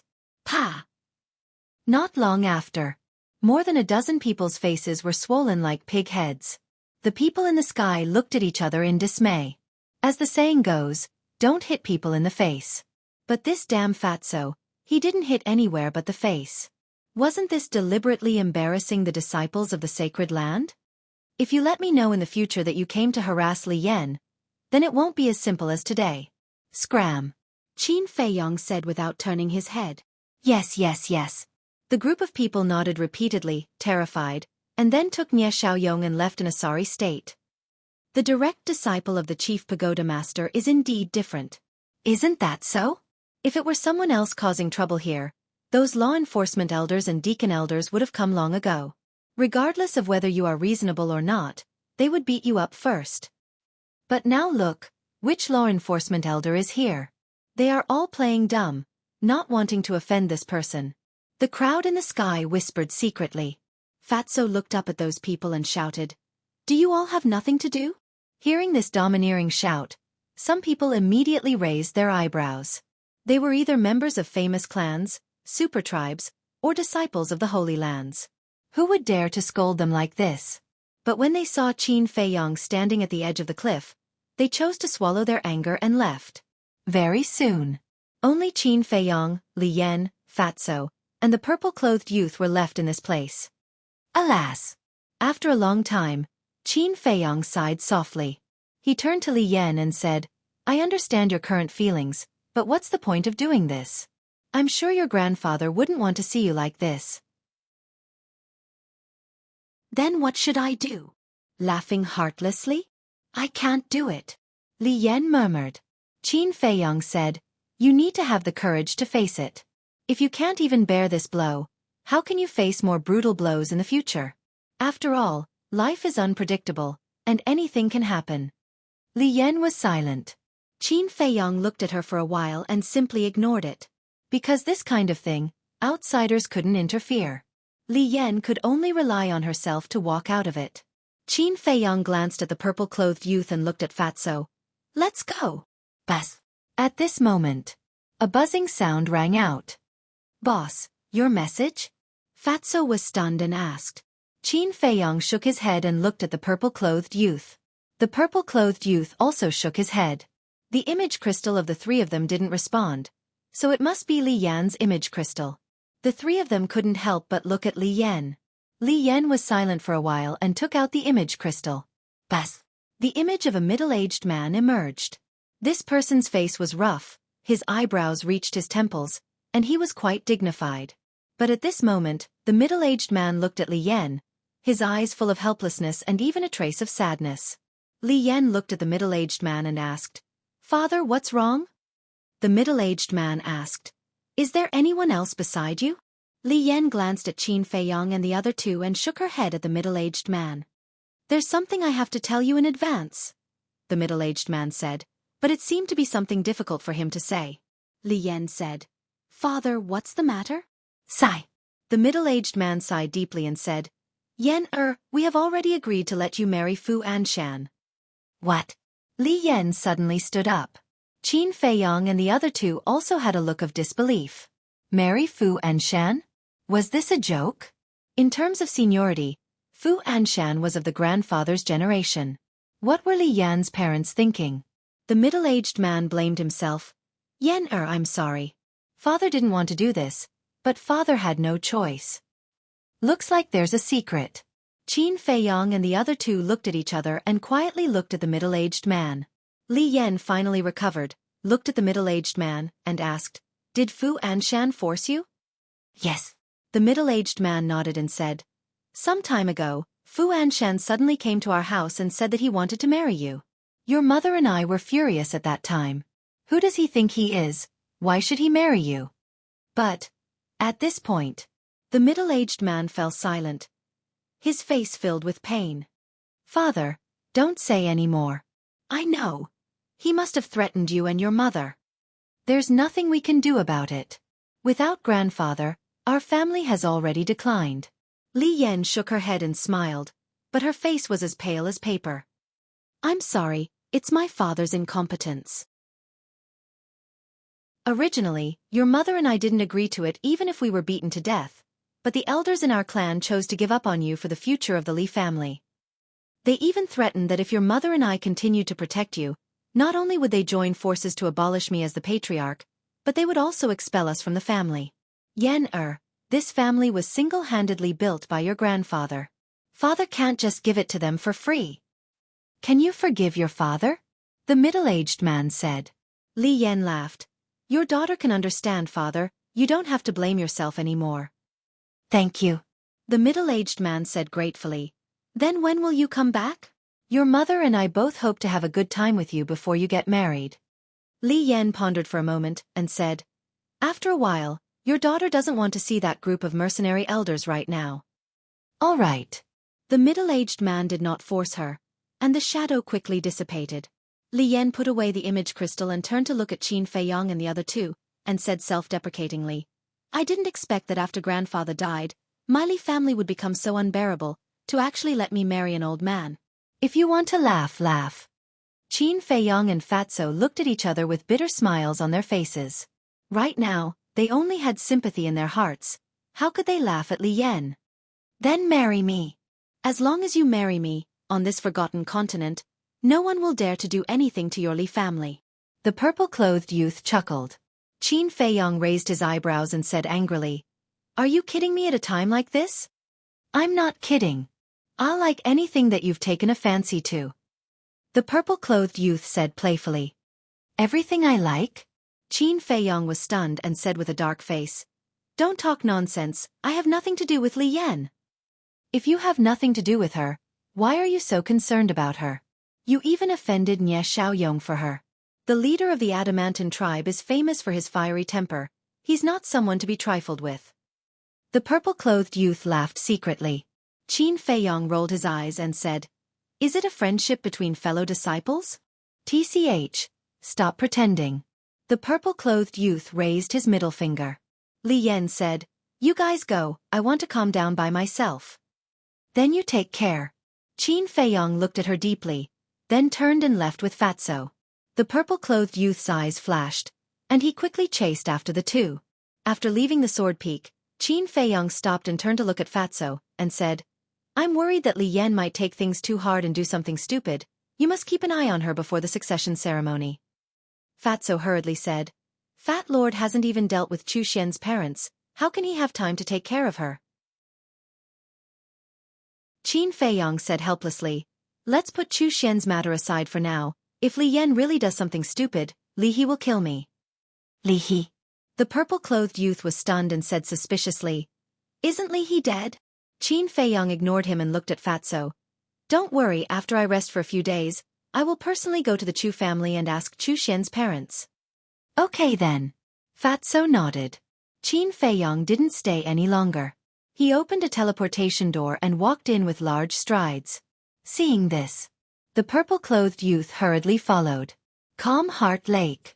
On the balcony of the attic, Qin Feiyong stared at the purple-clothed youth angrily and said, "Why are you following me? Do you know where this is? If someone sees you, you will be in trouble." The purple-clothed youth glanced at the island and said with a smile, "Of course I know this place, Calm Heart Lake." "What do you want to do?" Qin Feiyong raised his eyebrows. The purple-clothed youth said, "I just want to know, when you were in the Azure Sea, how did your cultivation suddenly become a 3-star combat emperor?" "That's right. This person was Mu Qing." However, he was Mu Qing after changing his appearance, and now he was called Qin Day. "So it's because of this." Qin Feiyong suddenly understood, and then the corner of his mouth curled into a mocking smile. "Speaking of this, it reminds me of what you said to me." Mu Qing's face darkened. The thing he was worried about was indeed going to happen. "Back then, didn't you tell me how amazing and awesome those people were? In the end, when they saw me, why did they run away without even saying goodbye?" "Is this the elite disciple of your Mu family?" Qin Feiyong sneered. "Continue. I'm listening." Mu Qing was also thick-skinned, and did not care at all. "Do you think I'll say it just because you want me to?" Qin Feiyong disdainfully turned around and entered the attic. Mu Qing said, "If you don't say it, then I will. I have been wondering a question. When we first entered the main tower, it was for the heavenly astral flames. Now that we have obtained the heavenly astral flames, why are you still staying in the main tower?" Qin Feiyong's pupils shrank. He turned to look at Mu Qing and suddenly shouted, "Wang Yu, I have something to talk to you about. Come over here." "You win." Mu Qing's face changed, and he immediately opened the portal. "If I wasn't afraid of your Mu family's strength, I would have already crippled you." Qin Feiyong snorted from his nose. Mu Qing's body stiffened, and he sneered, "Then let's wait and see. Let's see who will cripple who in the end." After saying that, he stepped into the portal without looking back. "Then let's wait and see."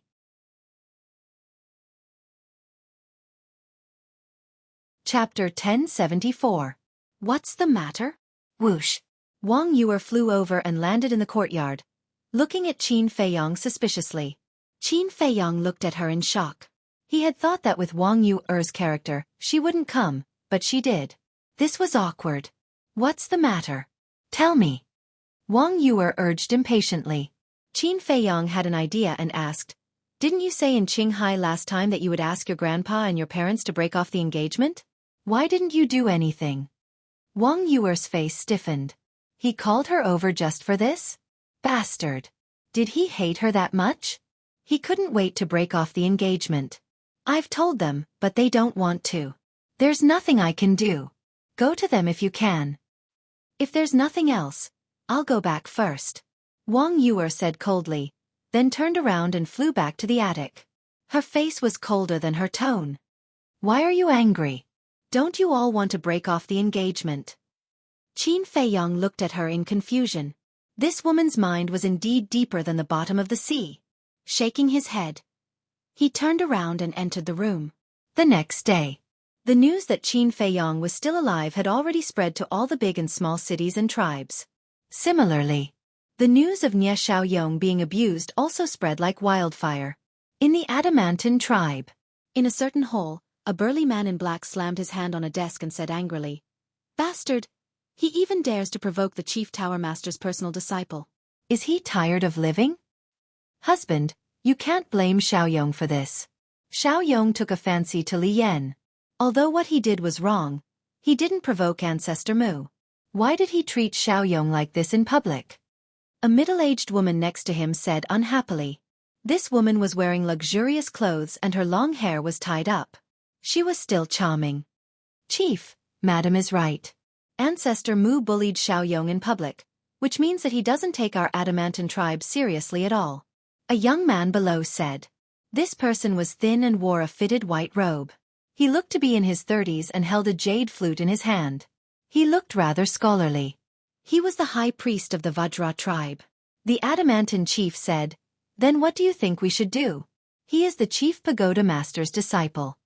The purple-clothed woman said, "Even if he is the chief pagoda master's disciple, he still has to be reasonable." "That's right.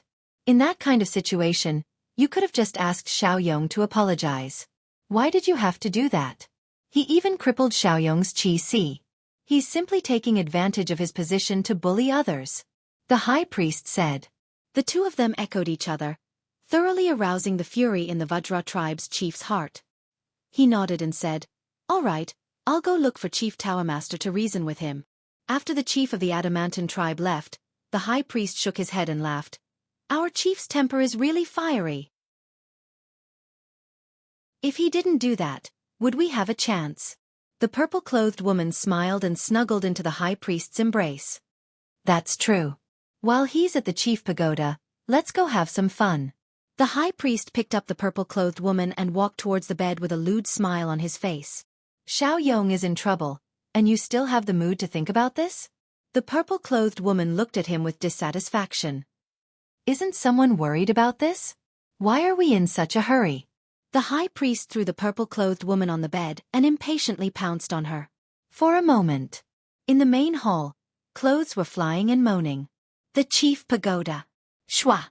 A purple-clothed youth holding a folding fan appeared above Calm Heart Lake.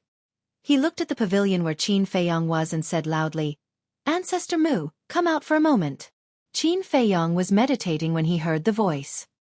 He opened his eyes and walked out of the pavilion. He looked up at the purple-clothed youth and smiled. "Brother Gong's son, what's the matter?" Gong Sunbei said, "The chief pagoda master wants you to go over." "Why does master want me to go over?" Qin Feiyong was suspicious. "The leader of the Adamantine tribe is here." "After hearing this, I don't need to tell you. You should know." Gong Sunbei smiled. "The leader of the Adamantine tribe?" Qin Feiyong frowned and asked, "Brother Gong Sunbei, can I not go?" "What do you think?" Gong Sunbei said. Qin Feiyong smiled helplessly and flew over. He landed beside Gong Sunbei and said, "Then let's go." Gong Sunbei said, "We'll fly over." "Fly over?" Qin Feiyong was stunned. Wasn't there a portal? Flying over would be a waste of time. Gong Sunbei looked at Qin Feiyong and smiled. "I want to take the opportunity to talk to you." "Talk about what?" Qin Feiyong asked with a smile. "Let's talk as we walk." Gong Sunbei smiled and flew towards the chief pagoda master's courtyard. Qin Feiyong followed behind him suspiciously. However, after flying for a long time, Gong Sunbei didn't say anything. He just silently flew forward. Qin Feiyong frowned and said, "Brother Gong Sunbei, if you have anything to say, just say it. Don't be afraid." Gong Sunbei shook his head and smiled. "I'm not only the chief pagoda master's disciple, but also the temple master of the Oracle Temple. What's there to be afraid of?" "Then you, Qin Feiyong looked at him in confusion. Gong Sunbei said, "Did anything happen when you entered Qinghai?" "How do you want me to answer that?" Qin Feiyong smiled bitterly and said, "Anyway, a lot of things happened." Gong Sunbei said, "Then is there anything about the chief pagoda master?" Qin Feiyong's pupils shrank as he looked at Gong Sunbei in surprise. Why did this sound strange? Gong Sunbei turned his head and looked at Qin Feiyong's expression. His eyes flashed with an inexplicable light, then he looked back and smiled. "Actually, I'm the same kind of person as you." "What do you mean?" Qin Feiyong was even more surprised. However, Gong Sunbei didn't explain. He smiled faintly and said, "In the future, no matter what happens or who you meet, you have to be careful." Qin Feiyong's heart skipped a beat. What was this person hinting at? Gong Sunbei still didn't give any explanation. He said, "I have something to ask you. Do you know where your parents went?" "The day you came back from Qinghai, I went to look for them and found that they had already left." "I don't know. My parents are a pair of wild cranes. They never tell me where they go, and they won't stay in the same place for too long." Qin Feiyong shook his head. "Can you contact them?" Gong Sunbei asked. Qin Feiyong smiled bitterly and said, "I'm not afraid of Brother Gong Sun laughing at me, but I didn't establish a contract with them." "Why? "You're their family." Gong Sunbei was surprised. "Yes, family. But they always said that they don't want a good-for-nothing son like me. They also said that I'm not allowed to mention them outside, and I'm not allowed to ask them for help if I encounter any problems. I even suspect that I'm not their biological son." Qin Feiyong said helplessly, "You're thinking too much. They should be doing this to let you grow up independently. After all, most children nowadays grow up under the care of their parents. It's hard to become a big deal if you're spoiled." Gong Sunbei said, "Is that so?" Qin Feiyong showed a look of doubt. "Whether that's the case or not, you'll know when you ask them in the future." Gong Sunbei smiled and said, "In fact, to be honest, I envy your parents." "Envy them for what?" Qin Feiyong asked. "No one can restrain them. They can go wherever they want. It's easy and carefree." Gong Sunbei smiled with a trace of yearning in his eyes. Qin Feiyong said, "Brother Gong Sunbei can do it too." "Me?" Gong Sunbei shook his head and smiled. "Some people, some things, once they take the first step, it's difficult to get away. In fact, it's better to live a simple life." Some people. Some things. Qin Feiyong was silent. What was Gong Sunbei hinting at? What kind of secret was he hiding in his heart? Gong Sunbei had always given him the impression that he was a strong, smart, and capable person. But now he suddenly realized that there was another side to Gong Sunbei besides these things on the surface. Melancholy. Desire. Qin Feiyong said, "Brother Gong Sunbei, I have a question that I've always wanted to ask you, but I don't know if I should ask." "We're all on the same side. What's there to worry about? Just ask." Gong Sunbei said, "You're also Master's disciple, but why have I never heard you call him Master?" "You always call him Lord?" Qin Feiyong wondered. "Haven't I already finished my apprenticeship? If I still call him Master, others will gossip behind his back." Gong Sunbei smiled. "Is that so?" Qin Feiyong was doubtful. Although Gong Sunbei had finished his apprenticeship, he was still a disciple of the Chief Tower Master. Besides, with Gong Sunbei's strength and status in the Chief Tower, who dared to gossip behind his back? However, Gong Sunbei did not continue to discuss this topic. He smiled and said, "Tell me what happened in Qinghai. I'm very interested." "Okay." Qin Feiyong nodded and told him one by one. But what he said was what young Master Hao and Wang Yer also knew. As for the other things, he chose to hide them. Unknowingly. The Chief Tower Master's courtyard came into their sight. Gong Sunbei looked at the courtyard from afar and said with a smile, "Listening to what you said, this trip to Qinghai was quite exciting. But you should be hiding a lot of things." Qin Feiyong's eyes trembled. "Don't worry. This is your private matter. I won't interfere. But you have to remember that there are some things that you must remember not to talk about. You must rot in your stomach." Gong Sunbei stopped and turned to look at Qin Feiyong. The smile on his face disappeared, and he looked very serious. Qin Feiyong's eyes narrowed and he nodded and said, "Understood. Then let's go." Gong Sunbei smiled and waved his hand. He landed in front of the courtyard with Qin Feiyong and said respectfully, "My lord, I've brought Ancestor Mu." "Greetings, master." Qin Feiyong also bowed. The chief tower master was sitting in the pavilion. There was a pot of tea and 2 teacups on the stone table. Opposite the chief tower master sat a burly man. It was the chief of the Adamantine tribe. "Come in," Chief Pagoda Master said with a smile as he looked at Qin Feiyong. "Yes.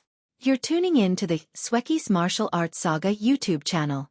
Don't forget to subscribe and join us on this journey to catch the most captivating stories.